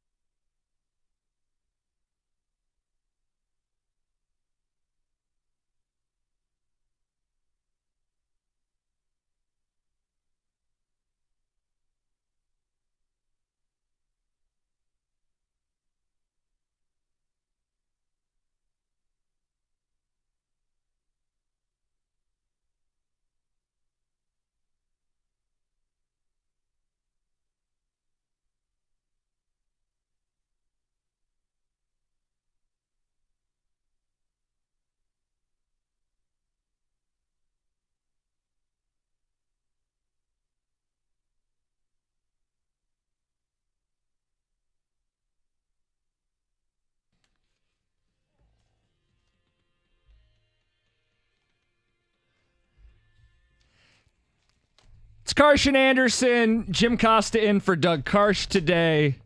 And you know you're getting your ticket text, Spartan slaps. I didn't go to Michigan State. I didn't go to Michigan State. And Gator's not even doing this without my needling. Last night, Michigan basketball has 2 guys drafted in the top 15. Gator doesn't mind the topic. It's, you know. I asked the question, are they winners or losers after last night? It's great to get the exposure, but with that kind of talent you haven't had since 94, 2 guys drafted in the top 15. Yeah, but you didn't even make the dance. And what does that say about the man coaching the program moving forward? That even if this is a bat signal to recruits, we put dudes in the league. Let's say everybody accepts it, that Michigan basketball is a pro factory. Yep. You won't win a damn thing with all the talent because you got a coach who doesn't know what he's doing. Isn't that ultimately losing last night as opposed to winning? Ticket texters. Gator loves this. Ticket texter says, Jawan should have been fired when he assaulted the coach on national TV. Instead, they fired the hockey coach. Ward and Jawan have to go. Well, the hockey coach was a completely different deal. Sure, but they both could have gone. Sure, they both could have. You could have fired the head coach. You had an opportunity. You had cause. You want to let him go. I think a lot of people were ready for him to go, but you didn't. I was fine with not firing Jawan after the slap hit of the coach. Was a guard at Wisconsin. I was fine. They didn't have to fire him. Then they suspended him. You learn your lesson. You never do it again. I mean, you could fire him for performance. I don't think you have to go back. That was such a dumb incident. I know. But college sports are full of dumb incidents. Texter says, don't blame Howard. These young guys don't want to build a team. They're out for themselves alone. This one says Michigan could have at least made the tournament, considered they had 2 guys in the top 15. Yep, that's kind of the point we're belaboring now. Michigan roster. Now, was it Coach Cal's team that had all those 5-star recruits, all those one-and-done recruits, and they didn't make the NCAA tournament? They went to the NIT and lost in the first round? He's missed the tournament, I think, 2 times since he got to Kentucky. So it's probably maybe the year you're thinking of. He should never miss the tournament with the recruits he brings in. Sure. It's a constant barrage of 5-star athletes, but I thought there was the one year where he had a ridiculous number of high recruits, and they don't even make it to the NCAA, and they get knocked out in the first round of the NIT. The 2 years he missed, 2013 and 2021. Which one do you think it is? I'll pull up the roster. I think it was 13. Okay, so it's a little further back, you think. Okay. That Kentucky basketball team. Well, I'll get the roster here in a second. But you remember them having like it was every year they had the one and done guys. Yeah, that team won 21 games, had, you get the NBA logos next to their names, 5 NBA guys. Now, these are not going to be star NBA players, but they are guys who went to the league. Nerlens Noel, Willie Cauley-Stein, Alex Poitras, Archie Goodwin, and Kyle Whittier. I don't know if that's the year you're thinking of, but that is a team that had NBA dudes that did not make the NCAA tournament under Calipari. Texter says Michigan basketball's roster was broken last year. Howard had too many guys who were potential guys. Defense was terrible. Kobe was good but deferred too much. Dickinson was terrible defensively. And then another one says, Michigan fan here, I think it's crap that Jet went into the draft after 1 year. Set up with his daddy. Jawan has 1 more year to do better, or see ya. 1. Go Blue, Rick, and Wyandotte. First of all, Jet should have gone pro, and that was proven last night. I think there were people who questioned his decision initially, Gator. But when you go 11th overall, you didn't make the wrong decision to go pro. If you have a chance to go in the lottery, you go pro. Whether your dad's the coach at Michigan or not, you take that opportunity when it's there. You probably should, yeah. I mean, you're guaranteed, like at that spot, probably $16 million contract. Something like that. Do you think he's on the hot seat, Jawan? I do. Like I said, I think the seat starts warm. I don't think it starts hot, but I think we had this thing during the year. Doug and I would refer to as how many bars are on your seat warmer. I like that. You get the 3, right? Yeah. So I think he gets into the car and it's already on 1. That's what I think. Okay. Now, that could change. He could have a heck of a season and then it cools off. But I don't know if he's got that track record to make you feel like that's going to be there. And they lost their best player. They had a stud transfer going to come in, and then that doesn't work out for them. They lost a couple players to the NBA.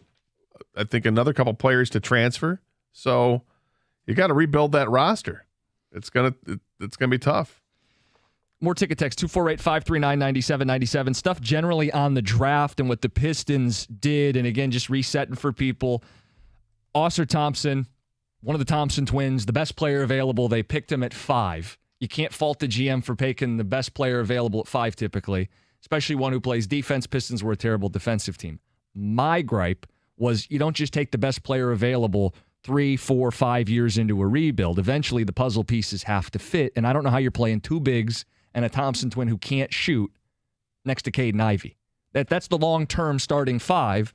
2 bigs. Weaver's obsessed with the double bigs, despite the fact that none of the lineups were any good by the synergy stats. His business. He likes the double bigs. Thompson, if you're taking him at 5, should be a starter long-term.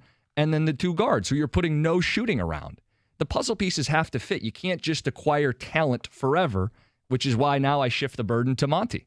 And maybe that's justified given he's a $100 million coach, the highest paid coach in the league. You're going to hopefully give him some shooting in free agency. But defense wasn't the only issue for this basketball team, and there were guys in the draft that would have allowed them to address both. Texter says defense was a huge issue last year. Thompson is going to help there. I think him and Sasser are 2 guys who on ball and off ball, great steal numbers, but even when you watch them, they want to play defense. There's a desire on that end of the floor. And I think so much of defense is, one, your physical gifts, but really more so it's effort. What are you willing to do on that end? And both those guys check that box. And this team desperately needs to get better defensively. I like to see that they've added some defense, but you got to add some more offense too. You got to find a shooter, and you didn't do it in the draft necessarily. I mean, it was Sasser, I guess, the second pick, but how much am I expecting the 25th pick in the draft to contribute as a rookie? When people say they did get shooting, they got Sasser. When this team is playing crunch time minutes at the end of the game, Sasser, as much as I like the player, he's going to be on the bench, and his shooting percentage will be 0 when he's sitting on the bench. Is he a 25-minute a game guy? Best case. This year, you think? No. Like for his career, like he's a bench player when you have Caden Ivey.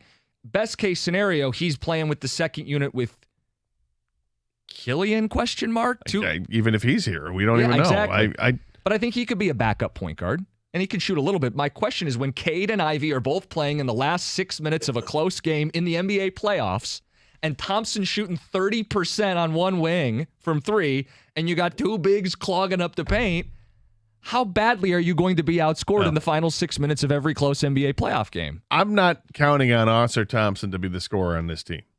I'm not counting on being the first leading scorer, the second leading scorer, the third leading scorer. I don't know how far down the list he's going to be. What I'm counting on him to be is an elite defender and someone who will help get these guys open for their shots. This team is going to be led by the guards. And by the guards, I mean the 2 guys that we've already known on this team with Cade Cunningham and Jaden Ivey. That's who's going to lead this team. You want the third guy? It's Jalen Duren. That's who's leading this team. It's not Oscar Thompson. Oscar Thompson you're going to notice him because he's going to be playing well defensively, and he's going to get plenty of minutes. The interesting thing about Sasser is that they say that he's one of the most NBA-ready guards in that draft because he played 4 years at Houston, and he's tough, plays great defense. He will get minutes. And, I kind of jokingly asked him, you think he's got 25 minutes a game? He might be a 20-minute a game guy because of those attributes, because he is ready to play. Well, we'll see. A lot has to happen, but this is the first part of the offseason. There's 3 parts of it. You got the draft, you got free agency, and you have trades. The draft is done. They made their picks. People don't love them, but I can understand why they did what they did. Now comes free agency and trades. Now comes another opportunity to really improve this team. How are they going to thin out the logjam of bigs that they have?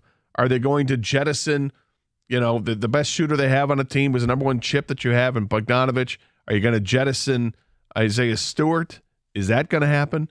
Are you bringing in? Are you going to go out and find Cam Johnson and say we're going to sign him to an offer sheet because we know New Jersey's not going to match a 4-year, $100 million contract? Are you going to do that? I don't think people are going to be upset if you do that. I brought up Cam Johnson because that's a guy to me that helps connect some of these puzzle pieces. Well, he's been the hot name for almost 2 weeks now since, was it Mark Stein that had the report? Or I guess a week. Yeah. That said that the Pistons are one of the teams that are going to go hard after Cam Johnson and an offer sheet. And that to me is a guy, if you're going to throw him north of 20, 25, maybe more million a season, is a guy who will play the last 5-6 minutes of the fourth quarter of an NBA playoff game. A guy who does shoot 40%, who is a real threat from deep and helps space the floor and suddenly make more of these picks make sense. I don't want to put the burden on Monty to teach everybody how to shoot. I'd like to have some shooters on this team long term. Bogdanovich can shoot very well, but he's 34 years old. Cam Johnson's the dude. He's a restricted free agent. You might have to overpay. Ticket Texter says overpaying for him because, quote, we have cap space. Sounds awfully familiar. Sounds like Ben Gordon and Charlie V. And we are such a tortured fan base. They make a pick last night. He's Stanley Johnson 2.0. They sign a free agent. He's Charlie V. Like, we can't. Right. We've seen this go wrong make so another many draft times. pick. It's Lindsey Hunter. Yeah. It's like, okay. All I mean, right. Lindsey Hunter did have a nice long career, but he was nothing spectacular, but tenacious defensively. And if I'm getting a pick that late in the draft, that's I'm okay with that comparison. Not okay if the comparison with the number 5 pick overall happens to be Stanley Johnson. Or Killian Hayes. Yeah, I wouldn't be happy about that. But he can defend. Coming up next, Troy Weaver was on the morning show today. He said a couple interesting things, including about, do they need to address shooting in free agency? We'll play that for people. But I was caught off guard by his answer about Victor Wembanyama. Right? All these questions about the Pistons, Victor Wembanyama, and just how special he can be. I want to know if we're putting the bar too high for Wembanyama. We'll tell you what Troy Weaver had to say coming up next. It's 97.1.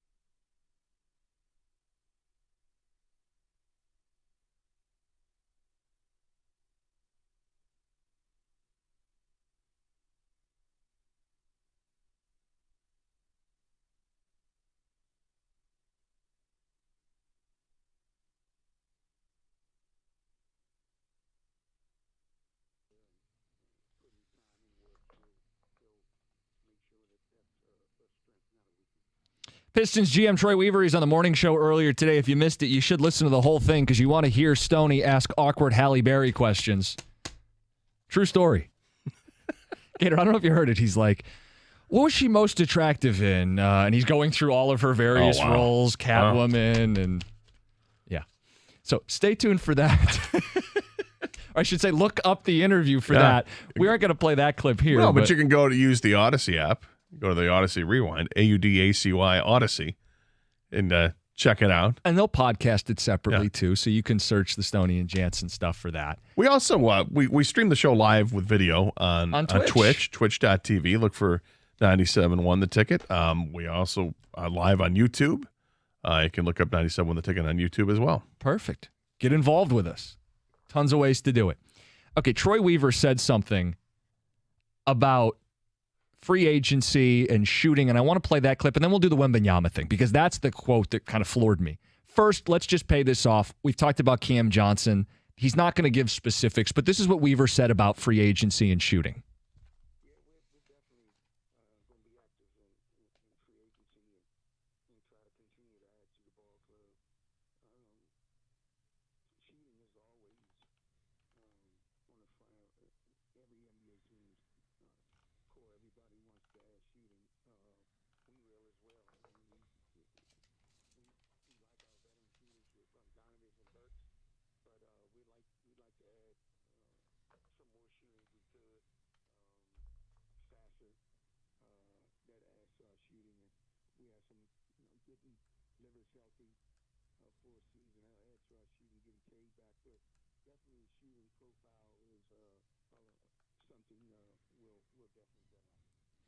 What's your response? Whole lot of nothing, something? Did you take anything from it? I really didn't take too much from it. Yeah, I mean, he knows he needs shooting. I mean, okay, it's it better be Cam Johnson. Yeah, I mean, that's like I say, it's just incomplete. You got to get better. You got to keep improving, and you've got the tools to do so. You've got plenty of cap space. You've got some trade bargaining chips to deal with. Stay in the game, and that's the one thing we know about Troy Weaver is that's what he does. He stays in the game. All right, we've seen a lot of movement on draft night. We saw it again last night. 2 more first-round picks coming into the fold, and his track record of the previous 6 first-round picks he's had, 5 of them were named to the all-rookie team. So go with that track record. Does that give you a little bit more confidence that what he did at 5 makes sense? Maybe. Maybe. If you watched last night, they made a big deal about Victor Wembanyama, and I totally get it. There's a lot of envy as a team who had the worst record in the sport, sitting on the outside watching San Antonio select the French phenom Victor Wembanyama. They show the highlight clips. We're all very aware. Troy Weaver was asked about Wembanyama, and the question was, do you think he has Hall of Fame potential? And this was the response.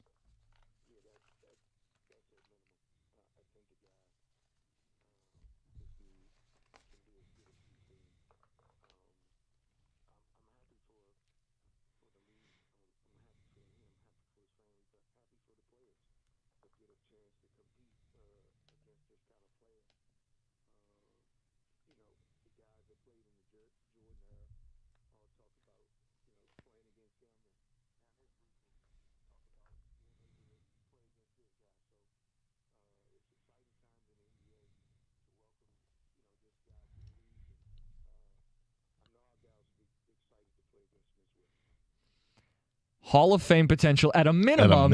And then goes, this is going to be like when guys talk about playing with Michael Jordan. Gator, is there too much hype for Wembanyama, or do you think it's legitimately justified given the caliber of prospect that he is? I'd love to tell you I know, but how can I possibly know? It's not like I was glued to the TV set to what, because he was playing in Europe. Sure. Don't know. He didn't. It's not like, some guys that you could see as prodigies, maybe you could see it ahead of time based on what they did prior to getting drafted, right? Wayne Gretzky, if you look at his numbers before he ended up playing in the NHL, were absolutely ridiculous numbers. Yeah. I mean, 300-point seasons. Seriously, this guy was unbelievable, right? And there are a number of players I know through hockey of looking through my, because I like to look back at history and some of the hockey greats just put up insane numbers. Mario Lemieux put up insane numbers. Guy Lafleur put up insane numbers. You can't ignore that, and you're going to see it. Wembanyama, it seems like every time you go to the European leagues and talk, oh, this guy's fantastic. Oh, what do you average? Like, remember the Darko hype? There was a ton of Darko hype. He's can't miss. He's great. What did he do over there? Well, he averaged like 6 points a game or whatever it was. The stats were nothing because he was too young and the teams didn't want to play him. It was all in potential. Wembanyama, at least there are some numbers, but they're not like eye-popping. I would have expected his pedigree to be, he averages 35 points a game, grabs 20 rebounds, blocks 10 shots a game. That's what I would have expected from a 7'5" or at the time a 7'4" player. And the numbers are good, but they're not eye-popping like that. They're like 20 points a game. Yeah, 20 and 10 with a couple assists and 3 blocks. Like I'm going to look it up now. I mean, you could pull him up, but I wouldn't. Gator, it's not like he was the teenager on the bench getting a couple shots off. He was the centerpiece of a team that played for the championship in that league, putting up a double-double with 3 blocks, and he's able to do things that no one on a basketball court has ever been able to do. When you watch a guy 7'5", dribble between the legs, sidestep, fade away, crossover, and no one can touch the ball. He releases at such a high launch point that no one can even alter the shot. And it's one thing to say, oh, he's, can he shoot it reliably? He was an 80% free throw shooter. The shot looks pure. The idea is he's going to be able to get away with stuff that no one in the history of the sport has ever been able to get away with. I get why an NBA general manager said Hall of Fame potential at minimum. They're going to talk about him like Jordan. I've heard analysts on these talking head shows go, if he's Akeem, it's a disappointment. Like, I mean, that is Gator, that's how he's being discussed. And I want to know from people, 248-539-9797, is this level of hype one of the 10, 20, 30 greatest players of all time? Generationally, people will talk about him as the guy in their era. Is that too much or is it justified? I think it's too much. Now, can he get there? I hope he does, because that means we get to sit back and enjoy one of the greats, right? Mm-hmm. I mentioned LeBron before. LeBron's senior year in high school averaged 29 points a game, had 9 rebounds and 5 assists, and he shot 56% from the field, almost 40% from three-point land. And you looked at him, and he had this incredible, his physique already as an 18-year-old. You could kind of see that's where he was going to go. But Wembanyama, I don't know. I know he's tall. Mm-hmm. Everybody talks about he can knock down three-pointers, but he didn't do it at a great rate. It wasn't like he was a 40% shooter from three-point land. Sure. So, but he played against better competition than LeBron did in high school. Sure. But I remember the LeBron hype was through the roof. Was it more than this? I think it was more than this. LeBron hype was more than this. But that comment from Troy Weaver, that I think almost trumps any kind of the hype that LeBron had coming in. Where you say Hall of Famer at a minimum. I mean, at a minimum. Okay, we'll see. I mean, I don't know. The track record of guys that are that big, it's not very good. But you see why. Or that tall, I should say. Yeah, you see why when Cade had an injury, Troy was like, "Oh, let's take this very seriously. Let's just shut him down." Bogdanovich, shut him down. Let's see how many. Right. I mean, if that's how your GM feels. How are you feeling today? Well, I feel okay. Okay, it's not good enough. I'm sorry. We're gonna have to sit you tonight. Yeah, we need to ensure we're gonna lose this game. And they had the best odds to get the guy. I mean, they did everything right. So and to they speak, end up with 5, and maybe that kind of colors the reaction. I saw a lot of people like, well, if you don't like the pick, they lost this on lottery night. What are they supposed to do? There were no great options. I mean. To a degree, that's true. To a degree, that's true, because the prize was Victor, and the prize was the greatest player of all time, question mark. I mean, if that's what this ends up being, I'm torn on this. Like, do I want to – part of me says absolutely I want to see the greatest player to ever play the game in my lifetime, and here I am, and he was just drafted last night. That would be amazing. Then there's a big part of me that says – no, I don't want that to happen, because the Pistons should have had the first pick overall. Mm-hmm. They were 5 games worse than anybody else in the NBA. They deserved to have that top pick, and they didn't get it. They got screwed. Not only did they get the top, they didn't get the top 3. They didn't get the top 4. They ended up with the 5th pick overall. I hope this guy is a busto, because I'm going to hold a grudge against this guy because we got screwed. He does seem really likable. He was like emotional. He's crying with his family last night. Seems like a good guy. Can't throw a baseball, but that's okay. 248-539-9797. Victor Wembanyama, an NBA GM, our NBA GM, says Hall of Fame potential. At a minimum, people will talk about him like they talked about Jordan in his era competing against him. What do you think? Too much hype too soon for Wemby, or is this guy built that different? He's going to be that special that all of this, you can see it. You understand it. It's 97.1. Hey, my favorite place to go without question when you want to watch a sporting event is 24 Seconds Bar and Grill in Berkeley. Here's why. Flat screen TVs throughout the place. They're all in high def. It's fantastic. They pipe in all the sound for the big games. You're not going to miss any of the action. You want to watch something obscure? They'll find a way to get you to watch it. They're awesome at 24 Seconds. The service is incredible. The food is fantastic. They got the best wings in town and the best specials. Like this. For Tiger games, you get $4 bottles of Miller Lite or Coors Light. The specials are all day, every day. They're open for lunch on Thursdays and Fridays. Hey, today's Friday. How about heading there for lunch? Warm weather on the way this weekend again. That rooftop deck at 24 is open. It's a great way to entertain yourself. Sit up top and right there in downtown Berkeley, watch everything go by. It's fantastic. You can also head over there for trivia nights on Thursday as well. Check them out on Twitter, Facebook, and Instagram for great contests that are going on right now. And if you need a party or any event catered, let 24 Seconds do all the work. You just hang with your guests.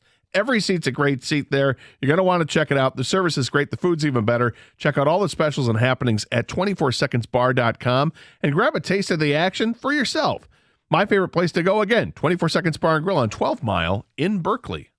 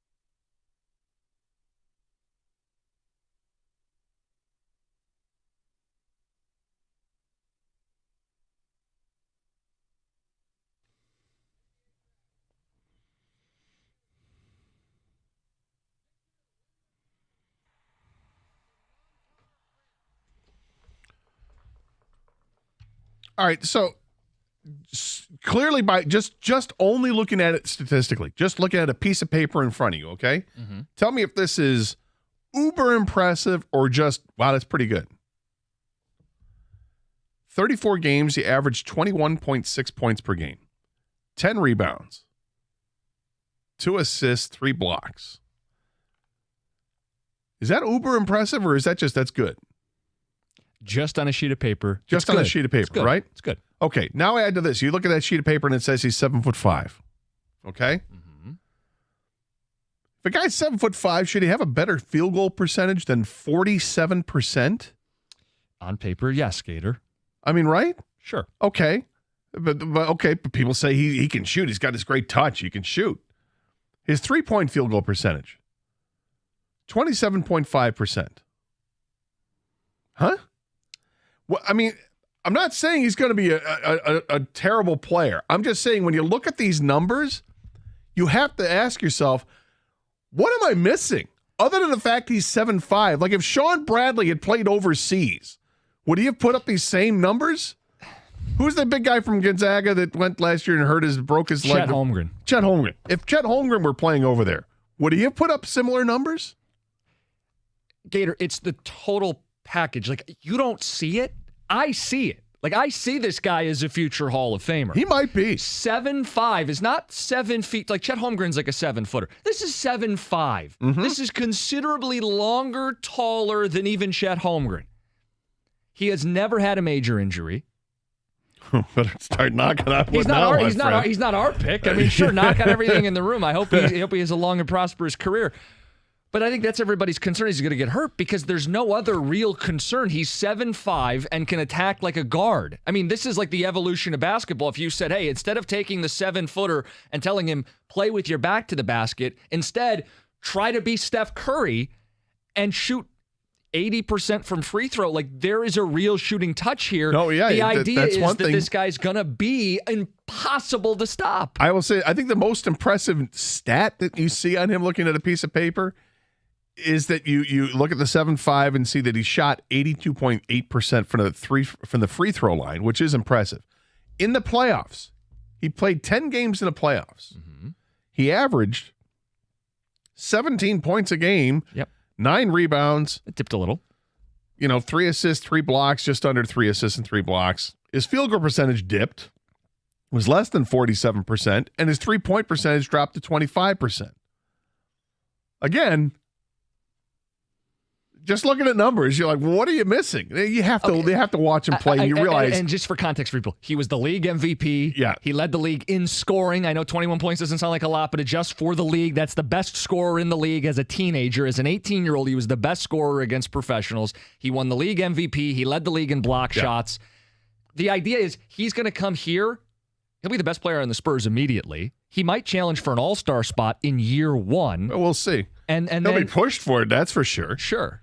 I'm dying to see what he looks like in the NBA because I didn't get to see him play. I didn't care enough. Once you found out the Pistons didn't get the pick, I didn't care enough to go and look at YouTube highlights of Victor Wembanyama. I'll watch him play in the NBA, right? Sure. And and all I'm doing is pointing out these numbers because I think the numbers are funny. Because if you just look at that, you see nothing that's terribly impressive. If you were to watch him, I understand. He's incredibly athletic. Not just for somebody who's 7'5", but for anybody. The fact that he is 7'5" and can run the floor like he does, those were comps that you would hear about Chet Holmgren last year. Chet Holmgren isn't your typical 7-footer. He's a guy that can run the floor. He is athletic. And you look at the guy who just won the NBA championship, right? And see what Jokic did. He's almost 7 feet tall. He doesn't look like an athlete, and yet he's a triple-double every night. This is a great question on the ticket text, and I do want to get to just whether you're Team Wemby or not. You think he's going to be an all-time great, or you think this is way too much too soon? Texter says, put it this way. Who would you rather have, Wemby or Jokic? I think it's an interesting question. Jokic is a 2-time MVP, finals MVP, proven commodity. This texter says they take Jokic 100 out of 100 times, but they're acting like this dude is replacing Duncan and he's already there. Well, here's the thing. Jokic was a second-round pick, right? Nobody's saying current Jokic Sure. or current Wembanyama. And I'm here to tell you, I think most general managers would take Wembanyama. I would take Wembanyama. Maybe I'm getting caught up in this, but I feel like that's because you're thinking of I'm getting him for 15 years, and Jokic, how many years are you going to get out of Jokic? Mm-hmm. Well, and I don't think Jokic, where is Jokic going to end up all time? He'll be a Hall of Famer, right? He should be. Well, he just won his championship, so he's got the ring, be a Hall of and Famer. he's got the credentials prior to Top that. And 50, top 40, top 30. I don't know, but Wembanyama is being talked about as a top 10 player all time. Right. I'd take the spin on a guy who's doing things that nobody's ever been able to do on a basketball court. I'm typically a guy that says go with a track record. Okay. Over somebody who doesn't have it. I said typically. As much as I want to play contrarian to this, I mean, I can buy into the hype. There's everybody is talking about this guy. I mean, the Pistons GM, he didn't have to go that effusive in his praise. He didn't, and he did. He went nutso on it. He said Hall of Famer at a minimum is what he said. Yeah, I mean, it's just sad because I bet you. I mean, would it be embarrassing if you're a GM around the league and you pick up the phone and you're trying to call San Antonio? I mean, is it even embarrassing?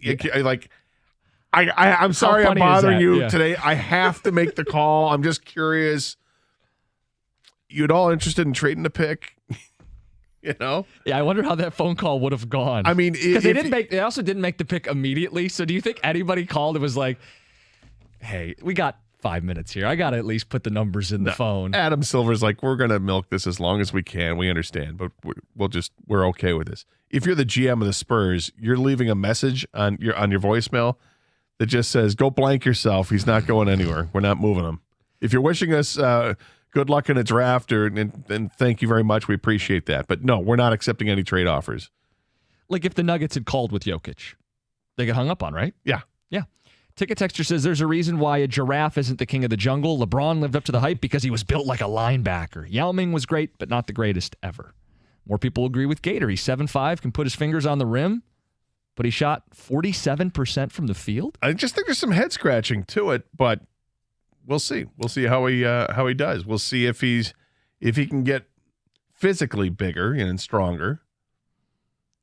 Texter says, did Wemby just make the list? Jeez, Gator. No, he's not. I know it makes it sound like I think he's going to be. I don't think he's going to be a bust. I think he's going to be an awesome player. It's just what camp are you in? Are you in like already anointing him or too much too soon? I want to soon? see it. That's all. Because I'm not going to judge the French league or the European league there and say, yeah, this guy's he's the next best thing. I want to see it in the NBA, and I can't wait to see it in the NBA. There's all the hype about this guy. Yeah, let's see it. I can't wait. Texter says, Gator, Killian shot better from 3 than Wembanyama in Europe. Oh, no. Another one says, I can't take Costa seriously. It's Jokic all day. Victor is pretty amazing, but he hasn't played a single NBA minute. Another one says, that's a disrespectful question to the Joker. A lot of people think it's Jokic. Well, here's the thing with Jokic. I mean, Jokic has been great for several years here and just won the championship. But now there's a narrative out there with Jokic. He doesn't even care about the NBA.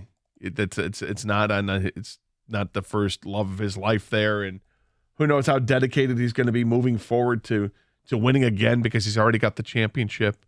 I think it's all kind of unfair, but that there are people out there that act that way, and maybe that's another way of saying, all right, out the old and with the new. DJ, get your thoughts. You're on 97.1. What up, though, man? How y'all boys doing? Y'all all right? All right, DJ, how are you doing? I'm all right. So I'm going to give y'all a little different perspective from a dude who coached. You know, I coached for about 14 years basketball, and I played it my whole life up to the junior college level. The reason why they have so much anticipation with this dude is because he is 18, right? Your body goes through a few different stages as an athlete, man. You hit one, you're 13, you get another one, you're 16, you have another one at 25. With that being said, he's 18 years old over there, basically the best player against other men. And what he's doing now, when you look at guys like Doncic, you look at those guys when they were that age and they were playing against pros, 16, 17 years old, they were doing the same thing. So you can literally see by the time he's 25 to 30, he's going to be averaging 30. Now, am I saying he's going to be a Hall of Famer and all that stuff? No. But what I am saying is his body hasn't even matured yet. It's the equivalent, guys, of when Mike Tyson was 16 and 17, 18 years old knocking out grown men. Same thing. It's the exact same thing. That's why it's so much hype, because they like, this dude is 18 and he's killing grown men, and he hasn't even had his maturity yet. That's why. Yeah, and he already looks athletic. I mean, he's not just this gangly guy who's, somehow a wisp going up the court. He's athletic. Gator, it's a question. What do you do if you're the other team? You put a big guy on him? Nobody's got the foot speed to keep up with a guy who can move like he does, like gliding at 7'5". And then how do you alter his shot when he takes these fall away leaping threes? Like he basically hit him shoots hard. He shoots a layup from 3 and it goes in because he's that long. So what do you do? Well, it goes in half the time. He's a 47% shooter. Gator's a hater. 248-539. You are a hater. You've been hating on this I'm guy, just having fun. and now you got a chance to do it. Well, you're asking me how would I defend him? Yes. I'd hit him every opportunity you could. I'd give him the Mahorn defense.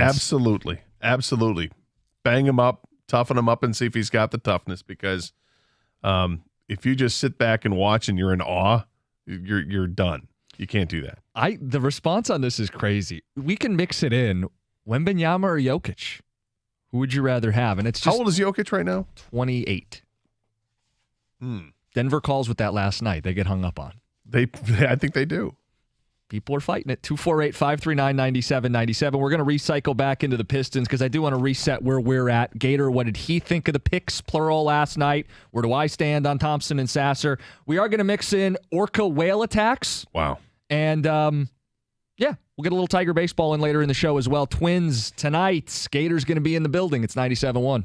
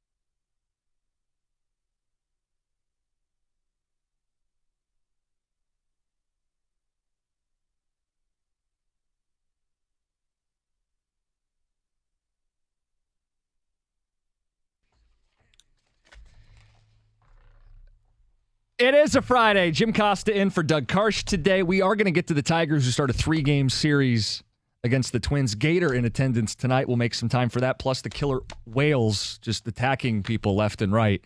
Yeah, it's a Friday. We'll have a little fun. Noon, let's set up where we're at with the Pistons. We'll get to some of this Wembanyama stuff too. Gator, they make a pick last night in the top 5. Many people say they got the best player available. How did you feel about Ausar Thompson? I was underwhelmed.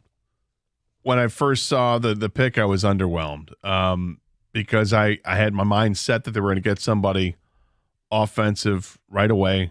You and I talked yesterday. Cam Whitmore was the first guy I wanted. Oops. Like Taylor Hendricks as well. Thought that would have been a nice pick. Somebody can shoot from the outside, has some size, has some length.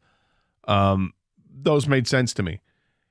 I was hoping in a way that they weren't going to take one of the Thompson brothers, honestly.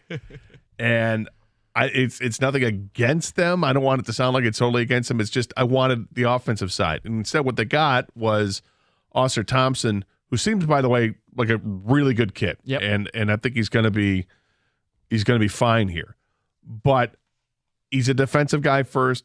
They talk him in being in terms of perhaps being elite defensively, which for a team that desperately needs to be better defensively, that part of it makes all the sense in the world.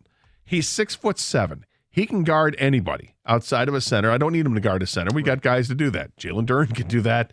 You got Wiseman. They got more than enough bigs. I don't worry about the bigs.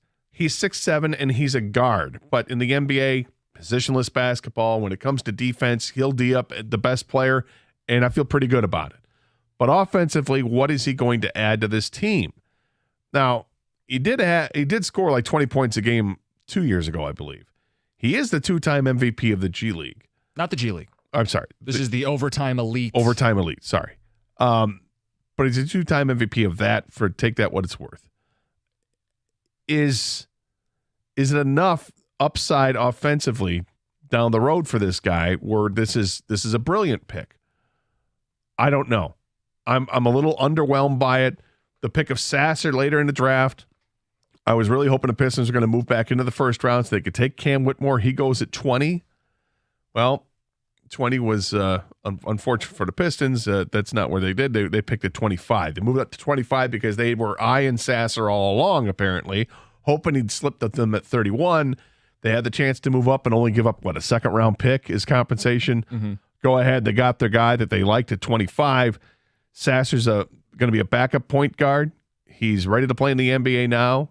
He's tough as nails. He plays really well defensively. He's got a good shot from the outside, uncontested three-pointers. He's going to knock them down. But all in all, I was a little underwhelmed in the draft when I thought that they could have made a pretty big splash there. But this thing still has a ways to go. The draft is the first part. Now the rest of the offseason has to take place. Going through free agency, you still have people that you can trade, players that you can trade. Right now, I'm in a holding pattern of what I really feel on this. When you revisit the postseason comments from Troy Weaver about the kind of coach he wanted to hire and the kind of roster moves that he wanted to make, he did emphasize defense. I remember kind of doing a mental bookmark of that. And it's clear they addressed defense with both of their first-round picks last night. That they did. There were too many blow-bys, easy layups. They put their bigs in impossible situations as guards and wings crashed the paint, and it was either a dunk or an easy pass to a dunk. It was brutal. The Pistons were one of the 3 worst defenses in the sport, and we can do the cliche bit. We love the defense in Detroit. We want grit. We want effort, all that stuff. Thompson fits as a defensive wing. Sasser fits as a defensive perimeter guy, kind of a bulldog, on ball, off ball. We watched him a lot at Houston. I like Sasser. I think based on factoring in where they were picked, I like the Sasser pick even more. I'm not saying he's a better player or a better prospect, but where you got the guys, the Sasser pick makes... That's the better value. The better value to me. You know me and value. I struggle with the Thompson pick because of this. You mentioned the Overtime Elite. People don't know what that is. It's a league of 16 to 20-year-olds who play in a 6-team league against one another. It's like glorified AAU to prepare you for the NBA. Troy Weaver's comment was, If you see Halle Berry in the grocery store or at church, you know it's Halle Berry. And that was his comparison. You know talent when you see it. You see it. We know it. Whether it was against guys at a blacktop or March Madness in the finals, we are identifying talent. He feels like he found talent. Here's the problem. In that league, he shot 30% from three, 67% from the free throw. People say he's going to learn how to shoot. I heard that about Stanley Johnson. I heard that about Killian Hayes. Oh, he's a long, athletic defender. But if you can't shoot, tell me how this fits. Like, that's my question to Piston fans, to Troy Weaver. How is the floor spacing supposed to work if you're insisting on the double big lineups, if Thompson at 5 is going to be a crunch time player, a core player, he can't, he's not an above average shooter. You're going to play as many as 3 below average shooters at a time in today's NBA. That feels like the puzzle pieces don't fit. Ivy last year was a 34% shooter from 3. He was not a plus shooter at Purdue. I saw flashes. We'll see. Cade Cunningham has not shot the 3 well in the NBA. He was phenomenal at Oklahoma State. I think he's going to be fine. But the idea that your 2 guards are going to be surrounded by 3 below average shooters in crunch time, that doesn't fit. So that means you can't play your double bigs or you can't play Thompson late. And what the hell are you doing picking him at 5 then? I get it. Cam Whitmore wasn't it for whatever reason. Yeah, he slid to 20 for a reason. So I'll take the L. I didn't have the inside info. Either there's a health issue or a personality issue, character, whatever it is. Fine. If Whitmore wasn't there, I would have preferred Hendricks. Yeah. The guy that you guys talked up a lot. Hendricks was a guy who could shoot the ball, would fit on this team. BPA, best player available, makes sense in your first or your second draft. In the first or the second pick, you just take the talent. But as you get further along in your rebuild, further along in the draft, you do need to build a team, not just a collection of best players available. You have to put together pieces that fit together. And that's my biggest criticism of Troy Weaver in his tenure, is whether he's identified players in the draft, trades, or free agency, do they fit cohesively as a team? And the answer has been emphatically no. Can Monty Williams fix it? Can free agency fix it? Yes. But as we sit here the morning after the draft, I don't see how the puzzle pieces fit. I don't think it's an emphatic no, because we didn't get to see the guys play last year because Cade Cunningham's out, and that's the biggest piece. You're building the team around Cade Cunningham. You're not building it around the draft that he had with the 3 players he took in the first round. Sure. You're building it around the number 1 pick overall in Cade Cunningham. So what we didn't get to see last year enough was Cade Cunningham playing with Jalen Duren and playing with Jaden Ivey. I think you get that. You get the calm of Cade Cunningham, who's going to find these ultra-athletic players in Ivey and Duren. Duren can play way above the rim, and Ivey, who is, he can dribble drive with the best of them. He's faster than anybody else in the league. You add to that a player that has this defensive acumen and also it can run with the wind, run like the wind as well. Maybe that's where he makes his bones in the NBA offensively. Is he's a great fast break guy. Maybe he's like a Stacey Augmon type. I don't know. But what I know, there's a stat that you love, and I love it too, when it comes to baseball and basketball. You can look at it, and that's point differential, right? You can look at something like that, and it can make sense. In the NBA, the Pistons were awful last year. They had the second worst point differential in the league behind San Antonio. 8.2 was the differential. Their defense was terrible, right? 118.5 points a game was third worst in the league, and they scored 110. If you see the offense increase this year because, hey, you add Cade Cunningham to the mix, the offense is going to be better. Can they average 115 points a game? Is that possible? Mm-hmm. Okay. And defensively, not just because you're adding these 2 players you drafted, but because, again, these guys are getting experience second year in the league, and Cade Cunningham is back, do you expect that number of 118 can go down? If you can get somewhere near level, understand I don't think people maybe understand the difference here. If you think that going from 17 wins to 30 would be a big jump, is that a big jump? That'd be massive. Okay. If you get to level in the Eastern Conference, you're talking about being a 40-win team. That's just being level with the point differential. Sure. We talk about them as a 17-win team. You made this point yesterday. I thought it was a good point. They were a 17-win team technically, right? Yeah, right. Technically. Yeah. If you lose your number 1 overall pick, who should have won Rookie of the Year before, yes, and he doesn't play most of the season, and you also embrace tanking for Wembanyama, you're a 17-win team. If Cade doesn't get shut down, if they keep everybody in it, I'm not telling you they're a play-in team, but are they like a mid-20s? 25-win team? Sure, mid-20s. Yeah. If you're a 25-win team with the number 1 pick and a running mate and Jaden Ivey next to him, your number 5 pick better fit with those two. It better not just be BPA because you're going to keep collecting assets, building nothing. That's my criticism. Does Thompson fit by Cade and Ivey? Is it the optimal 3 to run with your 2 guys who you envision as all-stars? But he's not the other guy's Jalen Duren. That's the other guy you're adding to the offense. Does Thompson make sense next to all 3 of them? I think he does. You do. In a way, he does because of the deficiencies about the team. When you look at the team itself, and the big problem is defense, and this guy's calling card with spades is playing defense, that's going to help out. And if his offense is created by his defense, if he's a fast break guy, and if he can somehow... If he's going to average, 14 points a game his rookie season because of fast break stuff, and then he can get better and more proficient as a shooter. And, do I expect him ever to be a 20-point-a-game guy? Hell no. But he doesn't have to be because the backcourt, as it stands right now, between Ivey and Cunningham, I'm expecting at least 40 points from those guys. You throw in Duren, and there's another, 15 to 18 points a game I expect.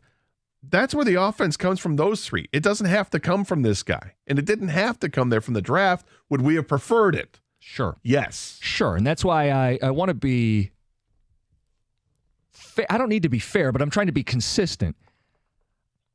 You do have free agency where you can deliver. They can still, there's plenty of room still here to add to this team. I think the burden of using that 5th pick to get a key core guy has now been shifted to Monty Williams developing these guys into shooters because none of them have proven to be above average 3-point shooters. Not a single one of the guys in the NBA has been an above average 3-point shooter. Monty's got to find a way to get those guys better looks, higher percentage shots, make them better shooters, or door number 2, free agency has to offer that relief because it's currently not on the roster. But in the NBA, this is why I go back and forth on this because I don't love that it's a 3-point shooting league. Does it matter if you get points, if your point production from your backcourt ends up being, let's say it's 43 points a game, all right? Does it matter if that comes from 3-pointer shots or 2-point shots? Well, you need fewer shots to get those points if you make some threes. But that's the whole math part of it, right? Well, but the other math part is if you're making a higher percentage of your 2-point shots, then it evens out. The battle on this was lost a decade ago. Well, Steph Curry, thanks a lot. 248-539-9797. What did you think of Thompson and Sasser? Do you see how the spacing works? Do you see how the roster fits? Is he just collecting players or is he collecting a team, building a team? What do you make of what the Pistons have done so far this offseason, the draft last night being the latest? It's 97-1.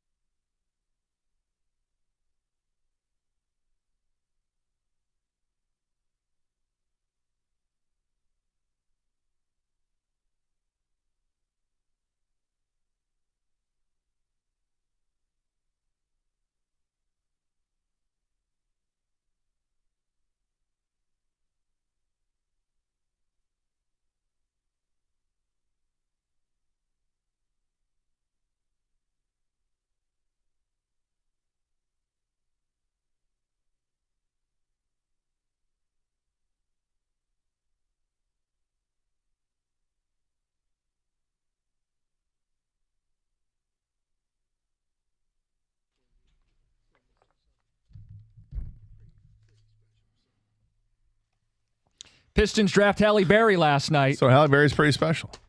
This just in. His point being the question, can you judge guys in the overtime elite, this like AAU step-up program, 16 to 20-year-olds playing a 6-team schedule? Can you evaluate talent? His response is what you just heard. My criticism isn't so much that he was dominating 16-year-olds, although I think that is a fair question. My concern is in a league against 16, 17, and 18-year-olds. He shot 30% from three. 67% from the free throw. Typically, that's that indicator of, do you have good form? Is it going to improve? Is this projectable shooting? Like Victor Wembanyama, 80% free throw shooter. People think he's going to reliably shoot at the NBA level. People are very skeptical that Thompson will be a knockdown shooter or even a reliable shooter at the NBA level. Yeah, well, Thompson shot better than Wembanyama did from three-point range. Against 16-year-olds. Right. I know. I'm still amazed by these stats, and it's like, all right, it's good, not great. Gator was a little bit of a hater. I don't even want to call you a hater. We asked the question, Wembanyama, is he getting too much hype? Troy Weaver also said, Hall of Fame at a minimum for Wembanyama. At a minimum. And that's not even his guy. He's not obligated to offer any praise. It's just what he thinks, that Wembanyama is going to be a player that they talk about like they talked about Jordan in his era, that guys will be like, wow, we got to go up against him. That's what Weaver said today on the morning show, which led us to a ticket texter who said, would you rather have Jokic or Wembanyama? Kind of a test of how much hype is too much hype. And I said, Wembanyama. And people are like, that's the dumbest thing. You should see these ticket textures. Dumb, dumb, dumb. You take the proven guy every time. 248-539-9797. Not every time. You can think about it. I mean, even I'd probably take Wembanyama on this. I can't, because there's too much hype to pass up on this. Let's go to and he is athletic. He is incredibly athletic. So is Thompson. So you got an option here. You can talk Wemby and the hype. We want to hear your thoughts specifically on the Pistons and what you make of the pick last night. Thompson's going to help on defense. It was probably the biggest priority even before the draft, as discussed by Weaver. But, I look at it and go, boy, if you're going to take a guy who's not a plus shooter. And here's the thing that gets me, Gator. Maybe this changes. Weaver's been pretty dogged in the double big lineups, right? Because they have Jalen Duren. They went out and got Wiseman.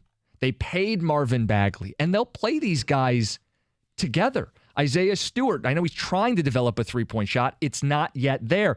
They play double bigs a lot, which I think is a whole separate wrong decision. If you look at how the teams win in the NBA, playing multiple non-shooters is typically a losing formula. Rather than say we're going to play two non-shooters, presumably a top 5 pick Thompson is going to be a long-term starter, closer, mega-minute guy. You're going to play 3 guys who nobody has to respect. I feel bad for Ivy and Cade and their ability to navigate a defense if you're not going to put pieces around them that actually go together. If you're just going to build this thing on NBA 2K and trade value, that's not the way you build an NBA team. Before we say they don't go together, or it's not an NBA, that's not the way you build an NBA team. It's not. You got to see them play. You got to see what it looks like. And when you have a coach that has experience in Monty Williams, I feel okay about it. Okay, I don't feel great about it. I feel okay. Yeah, absolutely. And Troy Weaver is trying to find a way to make this work and adding talent, and that's the first thing you do to a roster is you add talent to the roster. And there's so much more to the mix here. This is absolutely not a finished product, not even close. They have more moves to make in the offseason, which start working the phones right now and figure out what it is that you want to do. You're scouring the free agent list and looking at that, doing your due diligence, what players make sense, how much money do we have to spend, do we need to trade some guys out, what does our roster need to look like, and act accordingly. And that's still a big part of this offseason to take place, and that's where I'm going to feel better or worse about what they did in the draft. Chauncey, you're up next. You're on 97.1. Hey, how you doing? What up? What's up? So I mean, I watched the Thompson kid a lot. Like I watched his games. I was been hyped on both of them for a while. Mm-hmm. I'm not quick to just say that the kid just can't shoot. Even with his free throw numbers, like if you even look at his statistics, he had a 1 0 for 5 game that really just threw his free throw numbers all out of whack. He wants to get to the spots on the floor. He's a willing shooter. I think when you got a guy out there who's willing shooter, we didn't even have a lot of willing shooters on the roster last year to space the floor. You're still gonna have to give that some respect, because he's had games when he went 5 for 7 for 3. He's had games that he went 3 for 4 for 3. And he'll pepper it in. And I think just consistency, he'll develop consistency.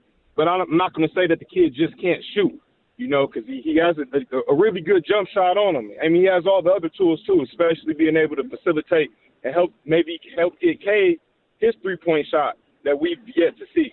So floor spacing, being able to move the ball around. I just don't think that he won't be able to help this team offensively. I think we all know that he can help it defensively. Oh, yeah. I mean, I think the defense is an area day one you expect him to make an impact. I think the shooting is TBD. I mean, yet, I think was the word used in the morning show's conversation when they talked to Weaver. Is the shooting eventually going to be there, implying that it's not there right now? And Weaver talked about they believe in his work ethic and he's going to get there. I just remember hearing the same things about Stanley Johnson. And the body type is different, but the blurb on the two is very similar. Defensive-oriented, athletic wing. Stanley did it with a little more strength and power, whereas Thompson kind of glides when you watched him. But the breakdown kind of arrives at the same conclusion. If you're a wing who's athletic but isn't necessarily a proven shooter, that's a position where you end up stalling out at if you can't shoot reliably in the NBA. I mean, look what the Denver Nuggets did. We had a ticket texter go, who's their shooter? Everybody's their shooter. Jokic can shoot. It sure helps when your center can shoot.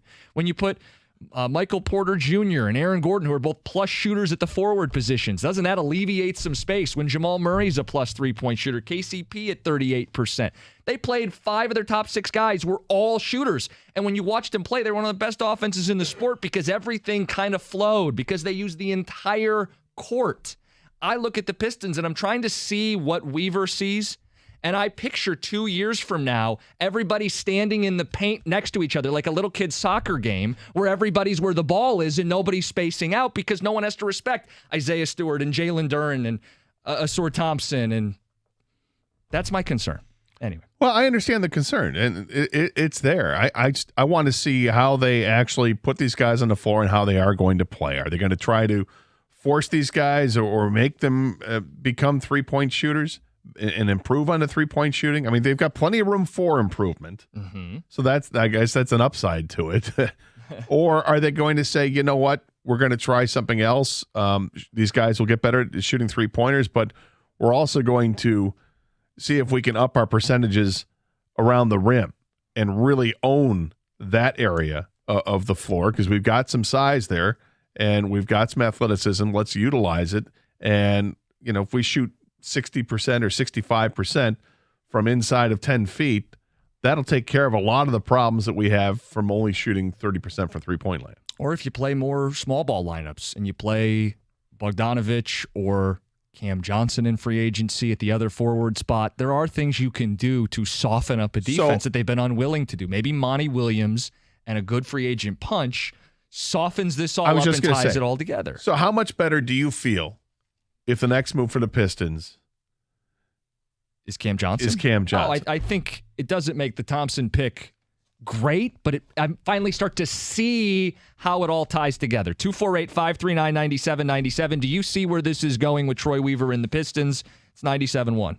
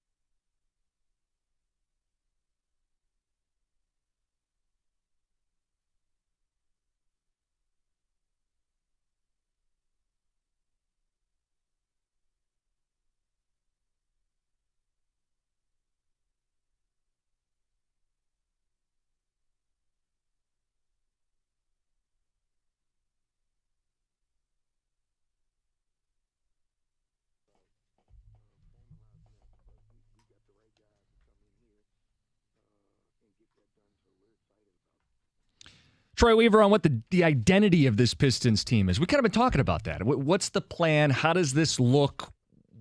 Where are they going? He says discipline, defensive team, brings it every night, plays unselfishly. Some of the reasoning for why they drafted Asur Thompson last night.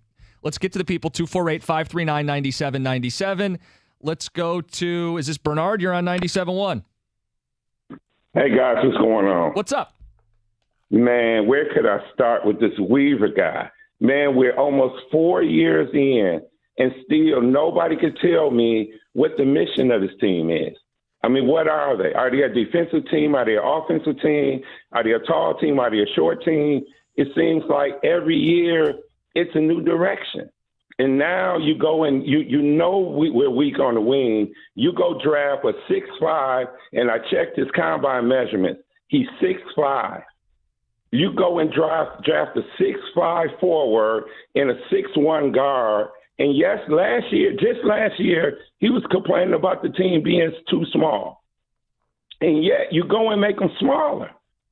And, after almost 4 years in, I just don't see a clear direction of anything. Is a 6'5" guard small? No, he's a forward. I think it's a little semantical. He's a wing. He's going to play on the wing. He'll be the three, I guess. And it doesn't matter if he's 6'5" or 6'7" if he's tenacious defensively, does it? But so is Diallo, and he got run over. I mean, they already have that guy on the team, and he got run over. He's not going to be better than Diallo. Well, he better be. I don't know. He comes in with all his hype. They keep saying the words keep getting thrown around like elite defender, and he better be. You're right. He better be.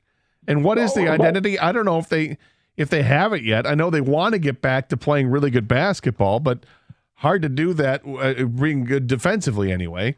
When you look at last season and you're ranked 4th in the NBA and giving up 118.5 points. Now, if you're just average in the NBA, you're giving up 114 points. That's average. Can they get better? But drafting a 6'5" guy, and most of the front court you're dealing with, the wings you're dealing with, the NBA now, it's 6'7", 6'8", 6'9", 6'10". You can't go and get a 6'5" guy to guard those guys. You got to get a 6'9". You have to get Hendricks or somebody 6'9", 6'10", that can handle Milwaukee. And that can handle. But I'm not expecting him to guard a guy who's 6'9" or 6'10". I'm expecting him to guard anybody who's a guard or a wing who's going to be 6'7". Let him take that on. That's fine. His job isn't to take on those bigger guys. They've got bigs. They've got Jalen Duren. They've got Wiseman. They've got Marvin Bagley. They've got a bunch of these guys defended. They got Isaiah Stewart right now. What they need is to stop guys that are guards from penetrating and getting to the rack. Or from hitting wide open three-pointers. Right. Play defense. This team doesn't play defense. He does. If the team can get better defensively, the team gets better in a hurry. But none of the guys you mentioned are great defensive players. None of them. Bagley's not. Wiseman's not. Stewart's not. None of them are great defensive players. And if you're going Stewart's not great, but Stewart is good. Duren has the ability to be great. So this is a great example of what happened last year. Like, defense is connective. When you put your bigs and you hang them out to dry repeatedly, none of them look like plus defenders. I happen to think Duren's a very good defensive center and will be a very good defensive center. But even at times last year, well, if they blow it on the perimeter and a guy's going into the paint, Duren can help, and now he leaves a big open for an alley-oop, and they were getting killed in points in the paint. Or he can stay on his and let the other guy yam it uncontested. The bigs were hung out to dry. I'm not going to tell you that I think Wiseman's an all-NBA defense guy or that Bagley is either. I think the bigs will benefit from better perimeter defense. I mean, that's the idea. Remember when the Pistons had the best defense in the league going to work? It was 5 guys on a string. They don't have any of that. The string gets all knotted up and they trip over themselves. I get the defensive need. I get the picks addressed the defensive need. I wanted a guy who did both with the number 5 pick. And maybe the answer is the guy didn't exist. Maybe Cam Whitmore was too flawed a person or prospect. Maybe they just didn't like Doug's guy, Taylor Hendricks. I did. That wouldn't have been a bad pick to me at 5. Would it have been as high ceiling as Thompson? No. But I'm willing to compromise ceiling at 5 for fit, given this isn't year 1 or year 2 of the rebuild. Like, to his point, this 4 years. Be nice to get guys that you go, hey, I could see how 5 of them play together on both ends of the floor in crunch time. Texter says, why aren't we bringing up Bogdanovich when we talk about shooting? Because he's 34. And nobody expected him to be part of this team. Long term. Maybe he is. Yeah, and we are looking long term. Yeah. I mean, Cam Johnson. You expect if Bogdanovich is here all this upcoming season, are the Pistons a play-in team? Probably not. Probably not. Well, what are they doing free agency? Again, maybe, but that's the next shoe that has to drop. Well, what happens in free agency? Well, let me get to Rich because he wants to make a similar point. Rich, let's not steal too much of your thunder. You're on Karsh and Anderson. You're on 97.1. What's going on, fellas? Hey, Rich. What's up, bud?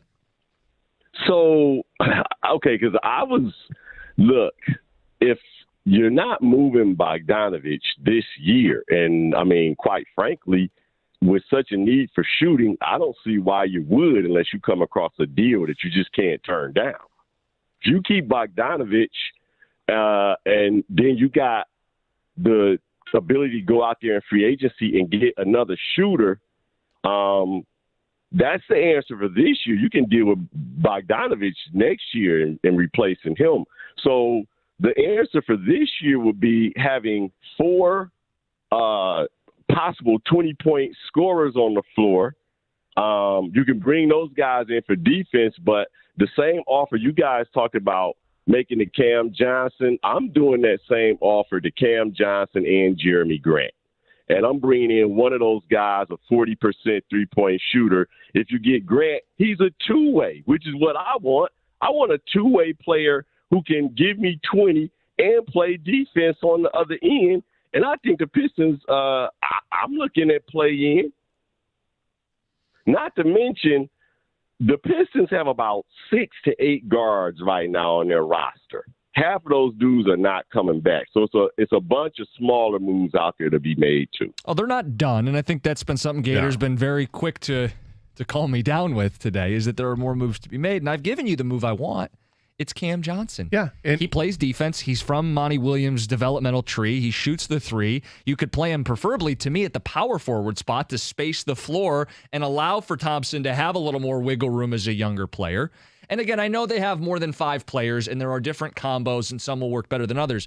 I'm trying to understand, as a team that's near the bottom of the league, what the 5 guys at the end of games is going to look like when they're in the playoffs. And I don't know that they have a 5 that makes sense together yet. Cam Johnson would go a long way into solving that. Yeah, and if Cam Johnson, let's say whether the plan was to draft Cam Whitmore or not, but if the plan is to add Cam Johnson, would they be in the same position? Like, okay, well, our 5 guys wouldn't include the draft pick. Right. The 5 guys includes, the guys you have right now, and then you have the free agent pickup. How do you feel about Jeremy Grant, bringing him back? I mean, there's a difference in age, right? Is Cam Johnson 26? Cam Johnson is, I believe, a little younger. Yeah, he was 26 last year, will be 27 this year.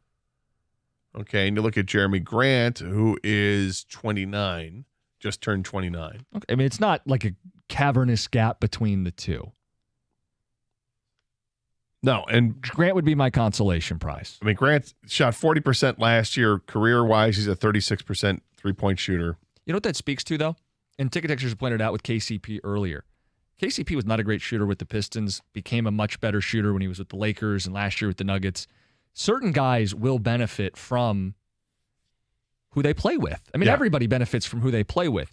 So if you put him on a team that has spacing and they're well coached and you're getting guys to spots where they can be lethal and put the defense in a compromising position, you'll generate higher percentage looks for even your average shooters.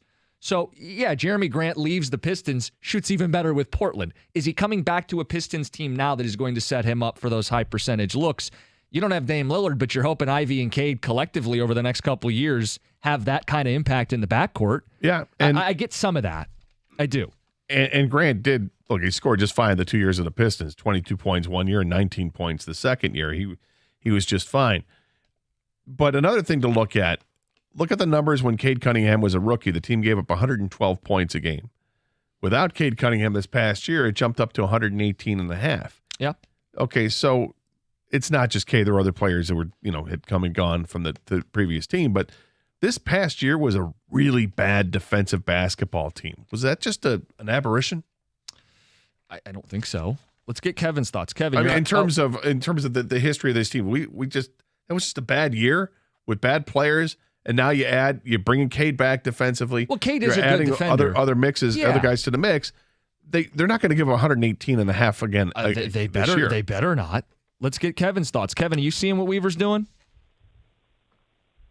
Thanks for taking my call. I love listening to you guys. Thanks, Kevin. What I can't understand is a 67% free throw shooter with no one on him is an outside shooter. Hoosiers, the movie, said the dimensions are the same, college, high school, everything. The free throw line's the same. I don't get how he's a shooter at 5. But he's not a shooter. Sense to me. I don't think we're looking at this. He's not. He's not. I mean, some people have tried to make the case that he'll develop into a shooter, or he's not a shooter, ... yet. But no one's claiming he's a shooter. That's the central criticism of the pick. He's otherwise a plus athlete, long wingspan. I know there's this debate about what his height was at the combine from the caller.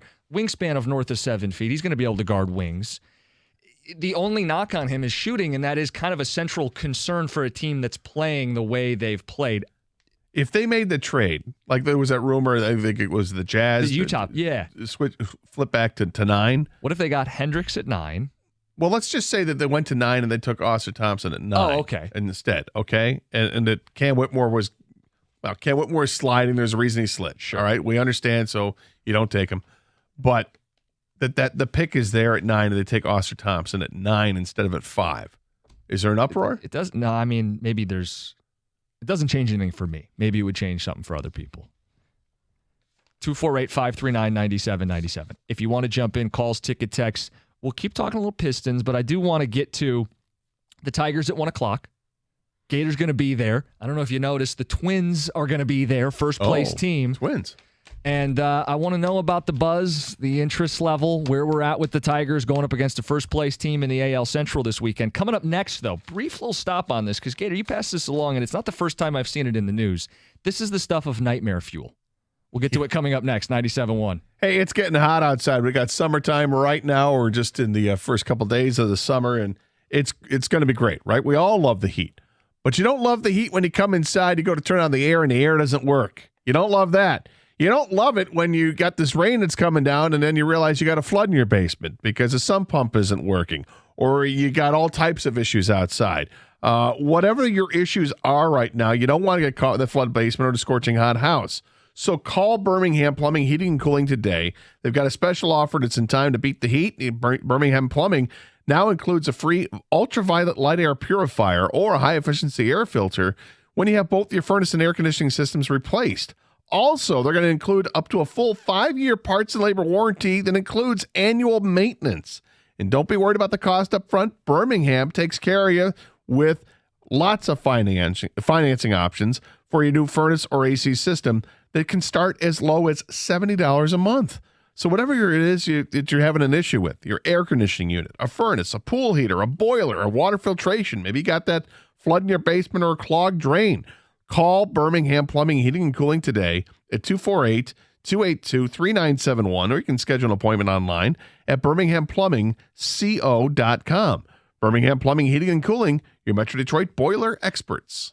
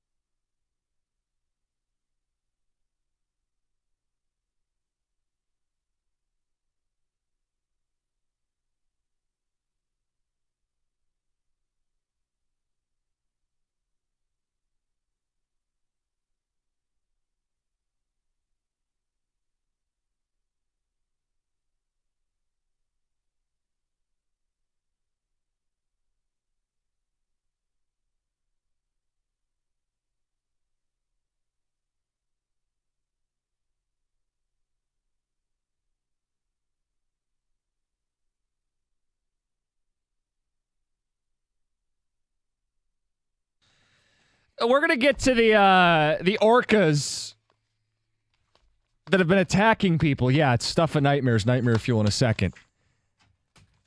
Gary, wrap up our Pistons conversation. Your thoughts on Thompson, the pick at 5 last night. You're on 97.1. Hey, guys, good show. I have a lot of doubts because in the league that he was in, he was playing against 16, 17, 18-year-olds. He's going to go to the NBA. They're going to be playing against men, groomed men. If they went to college, they'd be playing against 20 and 21-year-olds. It's mighty easy to look good against a bunch of kids, and to play tough defense against men, it's a whole different situation. I quite frankly am not impressed with this pick, and I think that the GM was just reaching. And you know what? It reminds me of Darko. How they saw Darko in the gym, and they fell in love with him. I'm putting you on hold. We're not going to compare picks to Darko. Okay, I don't like the pick either. But Gary, I'll bring you back. Not every bad pick is Darko. That is like reserved for a special level of awful. Gator, you're with me, right? Like, yeah, and I don't think anybody was building up Oscar Thompson to be this offensive juggernaut like they did with Darko, so it's not even a fair comparison.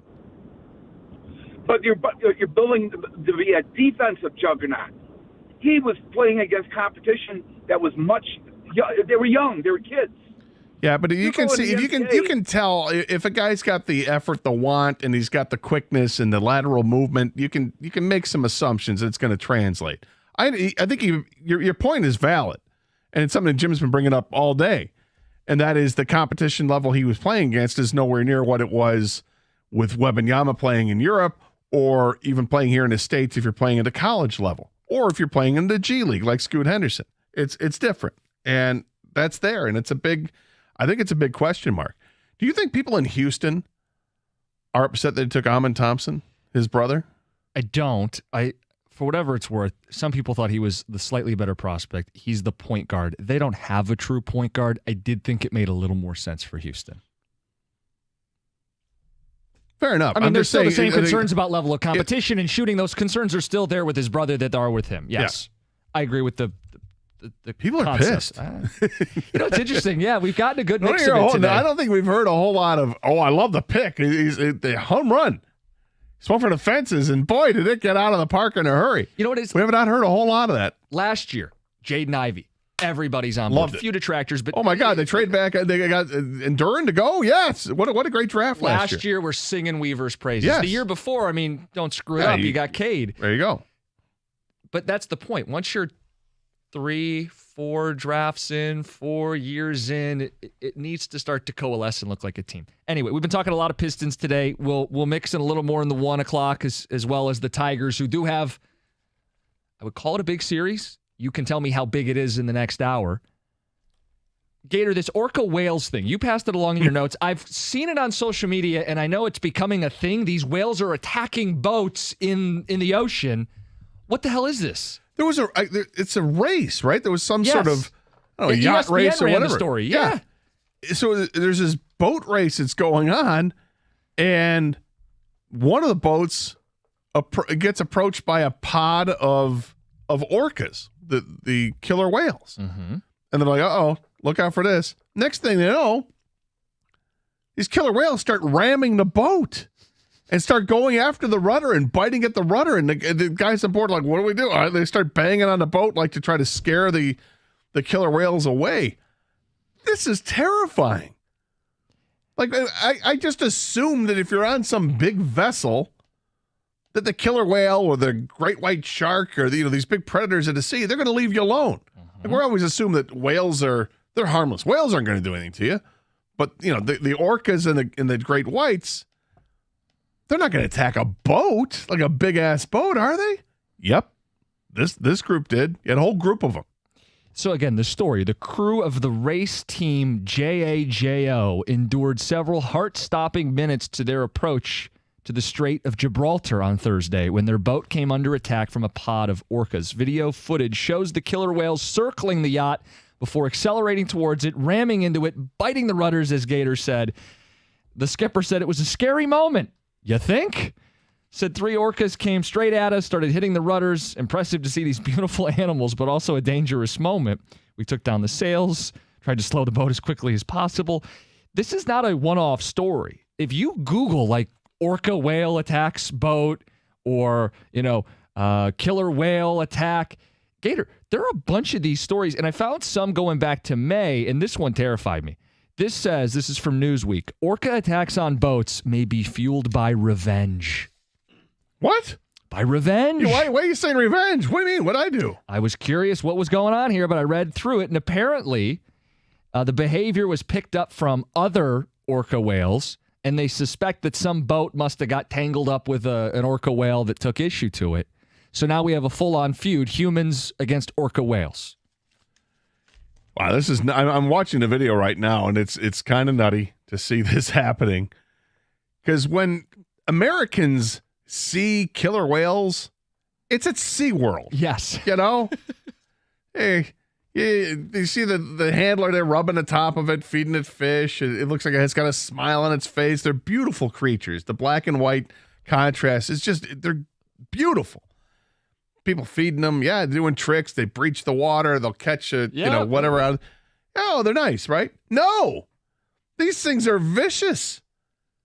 I mean, they're well trained in Ohio or in Florida, but they're not. I mean, when they're out in the wild, they are out in the wild. These are the things that attack great white sharks and win. These things are amazing. And now they're attacking boats?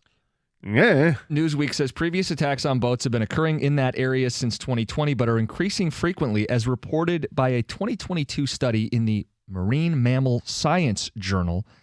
Orcas have been doing this on purpose. We don't know the origins of the motivation, but defensive behavior based on trauma as the origin of all this strengthens every day. A biologist at the university in Portugal says a traumatized orca started this behavior of physical contact on the boats, and that maybe others have picked up on the behavior. Great. Monkey see, monkey do? Is that what we got here? Again, I'm not a marine biologist, Gator. Jordan has some thoughts. Jordan, maybe you're a marine biologist. What's your take on this? No, but my niece is in love with whales and fish. She's the one that taught me at 6 that whales oftentimes will teach their young to hunt and attack animals and or bigger vessels to teach them. And oftentimes when they do that, they won't even kill their prey. They won't even eat their prey. They'll just kill it or beat the shit out of it. Well, you can't say that. But I got that. Sorry, beat the crap out of it. No, you're good. We dumped it. You're good. I am watching this video. There is part of the video where they look like they're just being playful. Like one rolls up next to the boat, flips over on its back like it wants its belly rubbed. I mean, I'm a little confused by the video. Wasn't there a whole campaign to stop calling them killer whales because of the connotation that we are calling them orcas, their proper name, because they're not scary? Because of stuff like that. But then you watch this thing chomp a great white shark, you'll change your tune real quick. Boy, this week with ocean stuff, is it like stay out of the water? I mean, yeah, we've said this for a long time that it's a scary place. I love the water. Each day that goes by, you hear more and more stories. I am less and less inclined to go to the ocean.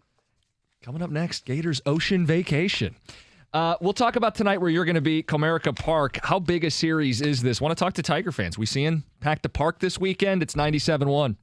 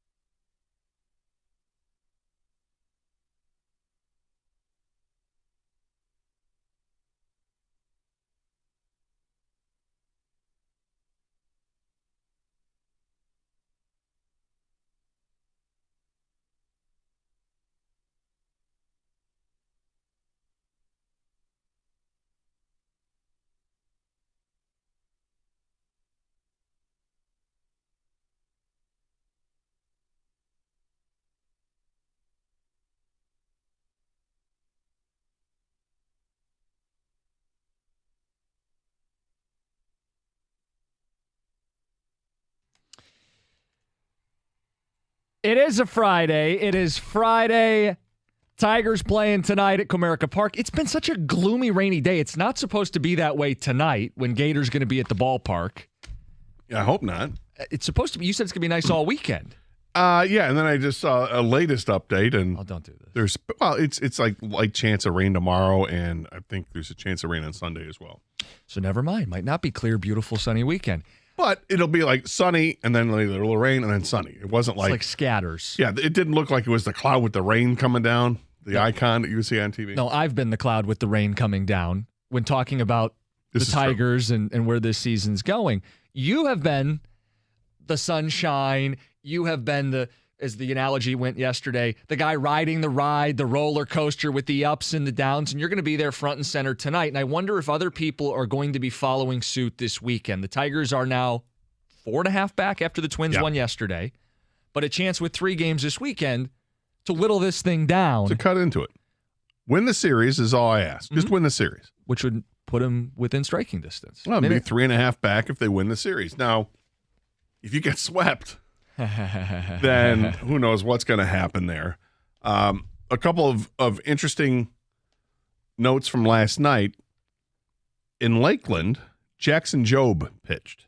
Now, he's not scheduled to come to the major leagues this year or next year, but he was hurt with a back injury and makes his first rehab start yesterday and pitched 2 2/3 innings.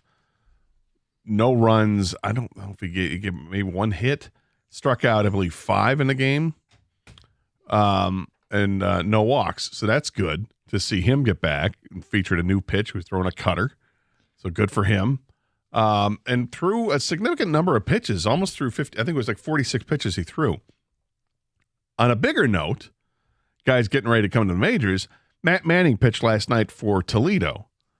And he threw 76 pitches. I think it was 76 or 73 pitches. And went 4 1/3 innings of shutout baseball, gave up 1 hit. He walked, did he walk 5, I believe? And he struck out 6. So close, but not there yet. Yeah, maybe 1 more rehab start, and then he's ready to come back to the Tigers. I mean, because I look at that pitch count, and that's where you're looking at. Skubal was in the 50s. Manning's in the 70s. Big difference there. So maybe 1 more start for Manning if all goes well. Yeah, I mean, get those guys back before the All-Star break and see what you can do. Like I've said before, Gator, I'm interested. I'm rooting like hell for them to be more interesting, to be in first, to get everybody healthy, to do this thing. Stacking up this weekend series, they're going to throw Wentz, Olsen, Lorenzen. All right. Need I say more? Well, I mean, last weekend they had 2 opener starts. But in some ways, this is going to sound stupid. I kind of prefer A.J. Hinch with a fully rested bullpen mixing and matching for 6 or 7 pitchers than I do throwing out Joey Wentz for 5 or 6 innings. Well, the thing we've seen with Joey Wentz this year is the same thing we've seen from Matthew Boyd, and that is they can go 6 innings in a game, and 5 of those 6 innings will be great. Yep. It's the 1 inning that sucks that really hurts you, and they've gotten bitten hard on some of those bad outings. It's a 1 inning bad outing, and it's just too much to overcome. Last outing for Wentz, he was pretty good. It was by far his best of the season, right? It was like a 9 strikeout performance. He went 6 innings. Yeah, it was against Minnesota. He went 6 innings, 9 strikeouts, just 1 walk. And you're hoping that that's the glimmer of, things are changing and he's finally clicking as a 25-year-old lefty. On the season, he's 1-7 with a 6.8 ERA. Yeah. He's going against Kena Maeda, who's coming off the 15-day, and he's been bad this year. Yeah, he hasn't been all that good either. So they got a chance there. And I just invite you, I invite everybody else, don't just stand in line for the ride. Go ahead and get on the roller coaster. Go ahead. You may not like it when all is said and done. Maybe it was too much of a stomach drop for you and you feel nauseous. I understand, okay? But it can also be exhilarating. And when you get done, you might say, wow, that was fun. Let's go again. And maybe you just want to take it 1 game at a time or 1 series at a time, whatever it is. Or maybe you're like me and I'm just going to enjoy it for the rest of the year. See what happens until I don't enjoy it. And it may reveal itself to be in a couple weeks. It may be a couple of months. I don't know. But until that moment comes where I'm going to have to get off the ride because it's just too much, I'm going to enjoy it. And I'm going to enjoy this weekend. So what are you expecting tonight for you, but just in general for the crowds at the park? Because we've had 20,000 recently. And I think there was 20,000 a day game. And there was 30, I think, one of the more recent weekends. And then they lost 9 straight, but have since kind of, whittled away at it and have made it closer. So I want to know from Tiger fans, are you guys invested in this weekend? Literally, are you buying tickets? But emotionally, are you invested too? Is this going to be something that you make a priority your weekend to say, hey, how do they look tonight? How do they look on Saturday? Can they take the series on a Sunday? 248-539-9797. Are you paying attention to the Tigers and investing in our baseball team at this juncture of the season? Or as Gator would say, are you on the ride? Are you on the roller coaster? Come on aboard. There's plenty of room for you. You don't even have to measure up to the Mouse's standards for height. Just get on. It's all right. We all love it. It's baseball, man. Now, it'd be nice if they could start hitting again. Like to see that. Having a day off yesterday, does that help this team out getting ready for Minnesota again? It's Minnesota. They're familiar with what happened last weekend. All right. They played them already. So maybe that bodes well for them. They get the power bats coming again. Spencer Torkelson's a huge part of what has to happen. He has to get back at it. He's in a bad slump right now. But all it takes is a game or two for him to get his numbers back up.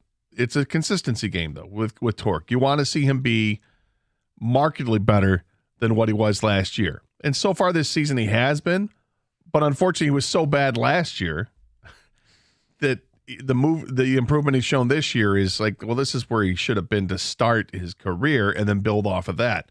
Let's see where he ends up with. But then, the next game is tonight, and I'm excited because I think he has been swinging the bat better, albeit the last 3 games not so much. Well, and if you're like me, who said I don't take this seriously, there is a question of when would you take it seriously. So Gator, for example, let's say they sweep the Twins this weekend, and then they're what, a game and a half back? Yep. If they're a game and a half back, I'm not taking them seriously yet, but it would be another statement. It'd be another win against the AL Central. They would have won 6 of the 7 series against their own division. The problem is most of the games aren't consolidated in the AL Central anymore. But if we get to a point, Gator, where they are within a game or outright in first place, and Skubal and Manning are back, Riley Green and Eduardo Rodriguez are back, and they didn't flatline, they didn't drift further back, but instead made up the ground, are right there within a game of first place, I'm going to take them a whole hell of a lot more seriously. So this weekend, to me, is a big chunk of that, right? I mean, the head-to-head is your best chance to make up the games as quick as possible. When they take a couple against the Red Sox, part of me goes, yeah, I think the Twins are a better baseball team and we're not going to catch them, but the best way to catch them is to beat them. Well, right now the number to look at is 4.5 as opposed to getting to 500. All right, we know the team isn't where we want them to be. They're 9 games below 500. They have 16 games left before the All-Star game, before the All-Star break. Mm-hmm. So in those 16 games, what can they do? They would start to convince you the other way. It's funny because we do this, not just in media, but fans do this too. Baseball's such a long schedule that you break it into benchmarks. You have to, yeah. So between now and then, Minnesota for 3 at home, the biggest of any of these games. Then they go to Texas for 4. Texas not gonna be Texas rakes. Scores runs all the time. Yeah, you're probably not taking more than a game in that series, but it would be eye-opening if they split, or who the hell knows, take the whole thing. At the Rockies, where the ball carries, even for this team with no power, they're going up against a team at or below their weight class. That's a chance to make up some ground. 3 against the A's at home. That is the worst team in baseball. Chance to take a couple more. And then Toronto, the final 3 before the break? At home? Yeah. I mean, that one. 16. So what's the barometer? So let's say they go 10-6. Okay. 10-6 might mean they're at or in first place. Would you say 10-6 would probably get them right around first place? I think assuming they do some of those against the Twins this weekend. I think it gets them a heck of a lot closer because Minnesota's got a tough schedule because they're playing the Tigers. They play, I think, 6 games against Baltimore. I think they have another few games at Boston. So, and then they have, I think, Kansas City mixed in there too. Yeah, here's their schedule: Tigers, Braves, yeah, Baltimore twice, 2 different 3-game series with Kansas City sandwiched in the middle. Okay. So it's the Braves, not Boston, which, okay, great. Because I don't feel good about Minnesota's chances being better than 500 during that stretch. So if the Tigers are 4 games over. how much closer are they? So if they make up 4 games instead of being 9, now they're 5 back of 500, and things look a lot better heading into the break because they may actually find themselves in first or second place. John in Lake Orion says, given the choice of riding the roller coaster or watching the Tigers, I'll take the roller coaster. Less chance of throwing up at the end. Another one says, I'll ride. They're close to 500, and the 9 losses really hurt. Yeah, that thing sucked. You know what's ironic about this? What? I hate roller coasters. Do you really? I can't stand roller coasters. So I'm not a big roller coaster person either. My wife loves roller coasters. The compromise, I don't mind like the water park rides. I'm okay with that too. Yeah, right? It's funny. Even if it's some big drop, I'm okay. Yeah, you're going into a pool, right. and typically it's, I don't know what the difference is because you're going to splash with water. Yeah. It's going to calm me down. Where are you at? 248-539-9797. I would like to talk Tigers because they got the series coming up this week. And you want to tell me if you want to ride roller coasters, fictional, metaphorical, or otherwise, we'll take those calls as well. I did see this note about Ward Manuel and the future of the Michigan-Ohio State rivalry. We'll pay that off coming up next. It's 97.1. Hey, if you're like me, you get these ads that show up on your device, whether it's your phone or your tablet or your PC, whatever it is. I mean, you may have just done a Google search for something, and next thing you know, you're getting inundated with these pop-up ads about something you just searched for. It's kind of creepy, right, with all that technology going around? Well, if you use DuckDuckGo as your browser, you're going to be able to conduct private searches with the help of